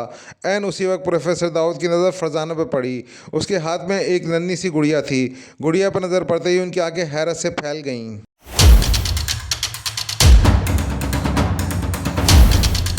प्रोफेसर दाऊद सेठ इब्राहिम के साथ बैठे हुए थे। उनकी दूसरी तरफ खान रहमान थे। खान रहमान अपने सोफे पर खिसकते हुए इंस्पेक्टर जमशेद के लिए जगह बनाई। प्रोफेसर दाऊद इन तीनों बच्चों को अपने साथ बिठा लिया। नहीं, मैं खड़े रहकर बात करूंगा। आखिर तुम कहना क्या चाहते हो? आईजी साहब ने पूछा। खतूत लिखने वाले को आपके हवाले करना। वो पुरसुकून लहजे में बोले। क्या? हैरत की ज्यादती की वजह से उन सब के मुंह से निकला। जी हाँ, क्या आप उसे गिरफ्तार देखना नहीं चाहते? क्यों नहीं चाहते? हम सब की ख्वाहिश है वो पकड़ा जाए, तो मैं इसीलिए हाजिर हुआ हूँ। इंस्पेक्टर जमशेद मुस्कुराए। कौन है वो? कई आवाज़ें उभरीं। इससे बड़ा सवाल ये है कि वो चाहता क्या है? डीआईजी साहब बोले। हाँ, सबसे ज़्यादा उलझन में मुब्तला करने वाली यही बात है। मुल्क में इंतशार फैलाना, बदअमनी के जरासीम फैलाना, हुकूमत की तरफ से अवाम को गैर मुतमईन करना, ये तासुर देना कि मुल्क के हालात अच्छे नहीं हैं। लोगों के जहनों में ये बात बिठाना कि हुकूमती पार्टी हुकूमत चलाने में नाकाम हो रही है। आप लोग आए दिन अखबारात में पढ़ते रहते हैं, फला इमारत में धमाका हुआ, इतने मर गए, इतने ज़ख्मी हो गए। फिर पढ़ते हैं कि एक और धमाका हुआ। आप इन धमाकों का मतलब बखूबी समझते हैं। ये मुल्क दुश्मन सरगर्मियां हैं जो मुल्क के लोग या गैर मुल्की जासूस अंजाम देते हैं। लेकिन आप इन खतूत का मकसद न जान सके क्योंकि अपनी नौइयत के लिए ये पहले ख़त थे। लेकिन मैं आपको बता दूँ, ये उन बमों के धमाकों से ज़्यादा ख़तरनाक हैं। इन खतूत को बेआवाज़ बम कहा जाए तो बेजाना होगा। आप सब हजरत जानते ही हैं, चंद ही दिनों में आप सब किस कदर शदीद उलझन का शिकार होकर रह गए। दिन रात आपका जहन इन्हीं खतूत की तरफ लगा रहता था। क्या आप इन दिनों अपना रोज़मर्रा का काम मामूल के मुताबिक अंजाम दे रहे थे? बोलिए, जवाब दीजिए। आपके रोज़ाना के कामों में ज़रूर बेकायदगी आ गई होगी। उन्होंने लम्हा भर के लिए खामोश होकर सबको देखा। इन सब के सर हिल रहे थे, गोया वो इस बात को तस्लीम कर रहे थे। उन्होंने फिर कहना शुरू किया। ज़रा अंदाज़ा लगाइए, अगर ये सिलसिला 2-3 माह और भी जारी रहे तो आप लोगों की क्या हालत हो जाएगी। किसी काम के नहीं रहेंगे आप यकीनन ज़हरी तौर पर मफलूज हो जाएंगे। आपके जहन काम करना छोड़ देंगे और जब जहन थक जाए तो जिस्म खुद ब खुद नाकारा हो जाता है। कितनी ज़बरदस्त, कितनी खौफनाक साजिश है। ये मुल्क के ख़िलाफ़ कुछ अरसे बाद ये खतूत वबाई सूरत अख्तियार कर लेते और दूसरे शहरों में भी फैल जाते। जानते हैं इसके कितने ख़तरनाक नताइज ज़ाहिर होते। दुश्मन मुल्क धड़ाधड़ असला बनाता रहता और हम अपनी ही उधेड़-बुन में लगे रहते। आज तक इससे ज़्यादा खौफनाक साजिश तैयार नहीं की गई। वो दिमाग भी कितना ज़बरदस्त है जिसने इस साजिश ने सर उभारा। उन्होंने खामोश होकर चारों तरफ देखा। वो सब हैरत का बुत बने उनकी बात सुन रहे थे। इंस्पेक्टर जमशेद ने फिर कहना शुरू किया, मुजरम शायद कभी ना पकड़ा जाता, लेकिन उससे ज़रा सी चूक हो गई। दरअसल चालाक से चालाक मुजरिम भी कोई मामूली सी गलती हो ही जाती है। अगर मुजरिम से ये गलती सरजद ना होती तो वो कभी इस हद तक ना पहुंच पाता। और वो गलती क्या थी, कोई सा आप बोले? अभी बताता हूँ। सबसे पहले मेरे पास सेठ इमदाद अली वो ख़त लेकर आए। इसके थोड़े दिन बाद ही प्रोफेसर जिलानी साहब डीआईजी साहब के पास पहुंच गए। मुझे वहीं बुलवाया गया। उन्होंने भी उसी किस्म के ख़त दिखाए। साथ ही मुझे धमकी से भी नवाजा कि 3 दिन के अंदर अंदर मुजरिम को पकड़ जाना चाहिए। इसके बाद मेरे बच्चों ने सेठ इब्राहिम को भी वैसे ही ख़त मिलने के बारे में बताया। 3 दिन गुजर गए, मैं मुजरिम को ना पकड़ सका और प्रोफेसर साहब की मेहरबानी से मुझे मुअत्तल कर दिया गया। मेरी जगह चार्ज इंस्पेक्टर फाजिल ने संभाला। वो अपने घर आराम से बैठ गया और खतूत का सिलसिला रोज़ बरोज़ बढ़ने लगा। लोग बौखला उठे, मगर मुजरिम कहाँ था, क्या चाहता था, ये किसी को नहीं मालूम था। मैं मुअत्तल ज़रूर किया गया था, लेकिन मैं अपने मुल्क को इंतशार का शिकार होते नहीं देख सकता था, इसलिए हाथ पे हाथ धरे बैठा नहीं रह सकता था। चुनांचे मैंने मुजरिम की एक छोटी सी गलती से फ़ायदा उठाया और उसी के नतीजे में आज यहाँ सबके सामने मौजूद हूँ। वो एक बार फिर खामोश हो गए। एक बात तो मालूम हो गई कि मुजरिम चाहता क्या था। अब ये बताओ कि वो कौन है? आईजी साहब ने पूछा। जी हाँ, यही तो बताने आया हूँ। पहले मैं आपको ये बता दूं कि मुअत्तल होने के 2 दिन बाद मुझ पे कातिलाना हमला हुआ, जिन्हें मेरे तीनों बच्चों की जहानत की वजह से गिरफ्तार कर लिया गया। लेकिन फिर मैंने उन्हें छोड़ दिया। छोड़ दिया? बहुत सी हैरतज़दा आवाज़ें उभरीं। हाँ, उनसे सिर्फ ये मालूम हो गया था कि उन्हें ख़त लिखने वाले ने भेजा था, लेकिन वो उसे जानते नहीं थे, ना ही उनके पास उनका फ़ोन नंबर था। इसलिए मैंने उन्हें छोड़ दिया। अलबत्ता मैंने उनसे ये ज़रूर पूछा था कि जब वो इसे नहीं जानते और ना ही इसके पास आया तो उन्हें तनख्वाह किस तरह मिलती है। इस पर उन्होंने जवाब दिया, बज़रिया मनी ऑर्डर। तो जनाब मैंने मुजरिम को उसी मनी ऑर्डर की वजह से पहचाना है। क्या मतलब? बहुत सी आवाज़ों ने कमरे में हलचल मचा दी। जी हाँ, मुजरिम ने अपने आदमी को मनी ऑर्डर करने डाकखाने भेजा। मैंने अपने बच्चों समेत वहाँ पहले से मौजूद था। मेरे लड़के ने डाकखाने में जाकर मनी ऑर्डर पढ़ने शुरू किए। 3 हमलावरों में से एक ने बताया था कि मनी ऑर्डर पर भेजने वाले के नाम की जगह अंजुमन फलाह बहबूद लिखा होता है। लिहाजा महमूद को एक फॉर्म पे ये नाम नजर आ गया। उसने मुझे इशारा किया, मैंने उस शख्स का पीछा किया और इस तरह मैं मुजरिम के घर तक जा पहुंचा। ठहरिए, एक ऑफिसर चिल्लाया। जी फरमाइए, इंस्पेक्टर जमशेद ने उससे पूछा। ये कैसे हो सकता है? उसने पूछा। क्या कैसे हो सकता है? इंस्पेक्टर जमशेद ने पूछा। शहर में तो 20 डाकखाने मौजूद हैं, आपको कैसे मालूम हुआ कि मुजरिम या मुजरिम का आदमी उसी डाकखाने में मनी ऑर्डर जमा करवाने आएगा? गुड, ये अच्छा सवाल है और आपसे पहले मेरे बच्चे भी मुझसे ही पूछ चुके हैं। इसका जवाब ये कि मुझे एक शख्स पर पहले से ही मुजरिम होने का शुबा था। और उस पर शुबा आपको कैसे हुआ? उसी ऑफिसर ने पूछा। शुबे की बहुत बड़ी वजह मौजूद है। प्रोफेसर जिलानी साहब ने मुझे 3 दिन की मोहलत दी थी और मुजरिम के पकड़ न जाने पर मुअत्तल करा दिया। मेरी जगह फाजिल को मुकर्रर किया गया, जिसे 20-22 दिन में भी मुजरिम गिरफ्तार न किया गया। सवाल ये होता है कि प्रोफेसर ने उसे मुअत्तल क्यों नहीं करवाया? मुझसे क्या दुश्मनी थी? यहीं से मैंने प्रोफेसर जिलानी पर शक करना शुरू किया। क्या बकवास है? प्रोफेसर जिलानी दहाड़े। जी हाँ, बकवास ही तो है, लेकिन सुनिए तो सही। आपका मुलाजिम मनी ऑर्डर जमा करा के सीधा आपकी कोठी पर चला गया था। बकवास! तुम्हारे पास क्या सबूत है कि मैं ही वो शख्स हूँ? तुम्हारा दिमाग ख़राब हो गया है। चूंकि मैंने तुम्हें मुअत्तल कराया, इसलिए तुमने सोचा क्यों ना मेरा नाम दे दिया जाए। प्रोफेसर जिलानी मुस्कुराए। प्रोफेसर साहब, मनी ऑर्डर पर आपके हाथ की तहरीर है और उन खुतों पर भी। आप उससे कैसे इनकार करेंगे? और मैं कहता हूँ मैंने कोई मनी ऑर्डर नहीं भेजा। ख़त्म करो जमशेद, तुम्हें यकीनन गलतफहमी हुई है। आईजी साहब ने बुरा सा मुंह बनाकर कहा। हाँ, अगर तुम किसी तरह साबित कर सकते हो कि मनी ऑर्डर प्रोफेसर साहब ने लिखा था। डीआईजी साहब बोले। मैं साबित कर सकता हूँ, इंस्पेक्टर जमशेद ने पुरसुकून आवाज में कहा। फिर दरवाजे की तरफ मुंह करके बोले, अकरम अंदर आ जाओ। दरवाज़ा खुला। अकरम से पहले एक शख्स कमरे में दाखिल हुआ। उसे देख के महमूद, फारूक और फरदाना चौंक उठे। ये वही शख्स था जिसने मनी ऑर्डर जमा कराया था। इसके पीछे वो तीनों हमलावर थे। सबसे आखिर में इंस्पेक्टर अकरम अंदर आया। कमरे में मौत का सन्नाटा छा गया, सिर्फ सांसों की आवाज़ें थीं। तुम ही इनके घर मुलाजिम हो? जी हाँ, मुलाजिम ने घबराए हुए लहजे में कहा। 3 दिन पहले उन्होंने तुम्हें कोई मनी ऑर्डर, फॉर्म और पैसे दिए थे जो तुमने डाकखाने में जमा कराए? जी हाँ। क्यों जनाब? इंस्पेक्टर जमशेद ने इन सब को देखते हुए कहा। ये सबूत काफ़ी हैं या और सबूत दूं? ये गवाह झूठा है, तुमने इसे झूठ बोलने पर उकसाया है।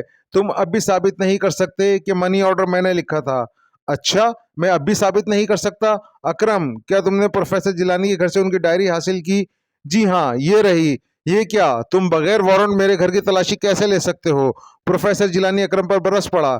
जी, मैंने तलाशी नहीं ली, बल्कि आपकी बेगम साहिबा से डायरी ये कहकर लाया हूँ कि आप मंगवा रहे हैं। अकरम ने इत्मीनान से कहा। और अब वो मनी ऑर्डर फॉर्म भी निकालो। अकरम ने मनी ऑर्डर फॉर्म के दोनों टुकड़े उन्हें दे दिए। लीजिए साहिबान, सबूत मुकम्मल हो गया। डायरी का तर्ज तहरीर मनी ऑर्डर और उनके खतूत के तर्ज तहरीर से ना मिले तो मेरी नाक काट दीजिएगा। खबरदार, तुम में से कोई हरकत ना करे। अचानक प्रोफेसर जिलानी उठ खड़ा हुआ। अब उसके हाथ में पिस्तौल था। वो सब खड़े हो गए। और लीजिए जनाब, मुजरिम ने अपने खिलाफ एक सबूत और दे दिया। इंस्पेक्टर जमशेद मुस्कुराए। सबसे पहले मैं तुम्हें ही खत्म करूंगा। प्रोफेसर गुर्राया। देखा आपने, यह है दुश्मन मुल्क का जासूस। उस मुल्क की तरफ से इसे हिदायत मिली थी कि मुल्क में इंतशार फैलाए, और साथ ही ये हिदायत मिली थी कि इंस्पेक्टर जमशेद को ख़त्म करा दे या मअतल करा दे, क्योंकि उसकी वजह से हर प्रोग्राम गड़बड़ हो जाता है। चुनाचा पहले तो इसने मुझे कत्ल कराना चाहा, फिर नाकाम होने पर मअतल कराया, क्योंकि इसके तो वजीर आला तक ताल्लुकात हैं। मैं ठहरा एक गरीब इंस्पेक्टर। वो सब दम्बा खुद खड़े थे। उनकी आंखों में हैरत और खौफ था, और इसी आलम में किसी ने यह ना देखा कि फरजाना प्रोफेसर जिलानी के करीब ही खड़ी थी। कब खिसकती हुई बिल्कुल उसके पास जा पहुंची। दूसरे हीले में उसने अपने हाथ में पकड़ी हुई गुड़िया का पेट दबाया। गुड़िया के पेट में से सफ़ेद रंग के धुएं की एक पतली सी लकीर तीर की तरह निकली और प्रोफेसर जिलानी की नाक में घुस गई। दूसरे हीले में उसके मुंह से एक चीख निकली और फर्श पे गिर गया। अरे, इसे क्या हुआ? कई एक के मुंह से निकला। फरजाना की गुड़िया ने उसे मारा है। प्रोफेसर दाऊद हंसे। कमाल है, ये कैसी गुड़िया थी? बहुत से लोग फरजाना को आंखें फाड़ फाड़ कर देख रहे थे। इंस्पेक्टर अकरम प्रोफेसर जिलानी के पिस्तौल पर कब्जा कर चुका था और उसकी जेबों की तलाशी ले रहा था। अब ये 2 घंटे से पहले होश में नहीं आएगा, प्रोफेसर दाऊद ने बताया। कमाल है, ये गुड़िया तो पिस्तौल से भी खतरनाक है। जरा दिखाना बेटी, खान रहमान ने कहा। फरजाना ने गुड़िया उन्हें दे दी। उन्होंने हाथ सर से ऊंचा करके गुड़िया का पेट दबाया, लेकिन उसमें से कोई धुआं ना निकला। अरे, इसमें से तो कुछ नहीं निकला। एक वक्त में एक फायर करती है, अब इसे लोड करना पड़ेगा, फरजाना ने बताया। प्रोफेसर दाऊद, ये जरूर तुम्हारी शरारत होगी। खान रहमान हंसे, जिस पर प्रोफेसर दाऊद मुस्कुरा दिए। आपने एक बात नहीं बताई, एक अफसर ने इंस्पेक्टर जमशेद से पूछा। क्या? वो क्या? मुजरिम ने गलती क्या की थी? मुजरिम ने सबसे पहले गलती ये की थी कि उसने मुझ पर हमला कराया। उसके आदमियों से मुझे मनी ऑर्डर वाली गलती का पता चला। दूसरी गलती ये है कि इसने इंस्पेक्टर फाजिल को मअतल कराने की धमकी नहीं दी। ये तो कई गलतियां हो गईं, जबकि तुमने कहा था कि मुजरिम से एक मामूली सी गलती हो गई। खान रहमान ने पूछा। पहले एक ही गलती हुई थी, इस गलती से दूसरी गलतियां सामने आईं। खस कम जहां पाक, तुम और तुम्हारे बच्चे मुल्क के सच्चे वफादार हैं, डीआईजी साहब बोले। और अब कल से तुम बाकायदगी से ऑफिस आओगे, आईजी साहब बोले। जी, बहुत बेहतर। अब्बा जान, अब हमें घर चलना चाहिए। अम्मी जान को मनी ऑर्डर मिल चुके होंगे, कहीं वो सारी की सारी रकम खुद ही ना हजम कर जाएं। Money orders? प्रोफेसर दाऊद ने हैरान होकर पूछा। जी हाँ, मुजरिम की देखा देखी हमने भी 2 मनी ऑर्डर जमा कराए थे। फारूक हंसा। अब तुम मेरे यहाँ कब आ रहे हो? प्रोफेसर दाऊद ने पूछा। जब आप बुलाएं। भाई, तुम्हारा घर है, जब दिल चाहे आ जाना। तो फिर हमारे लिए 3 अदद खिलौने तैयार रखिएगा, बस इस किस्म के, जैसे ये गुड़िया, पेंसिल, तराश और टॉफ़ी। अच्छा, प्रोफेसर दाऊद हंस पड़े, और इस तरह ये महफिल मुसर्रत और इत्मीनान की दौलत समेटते हुए ख़त्म हुई।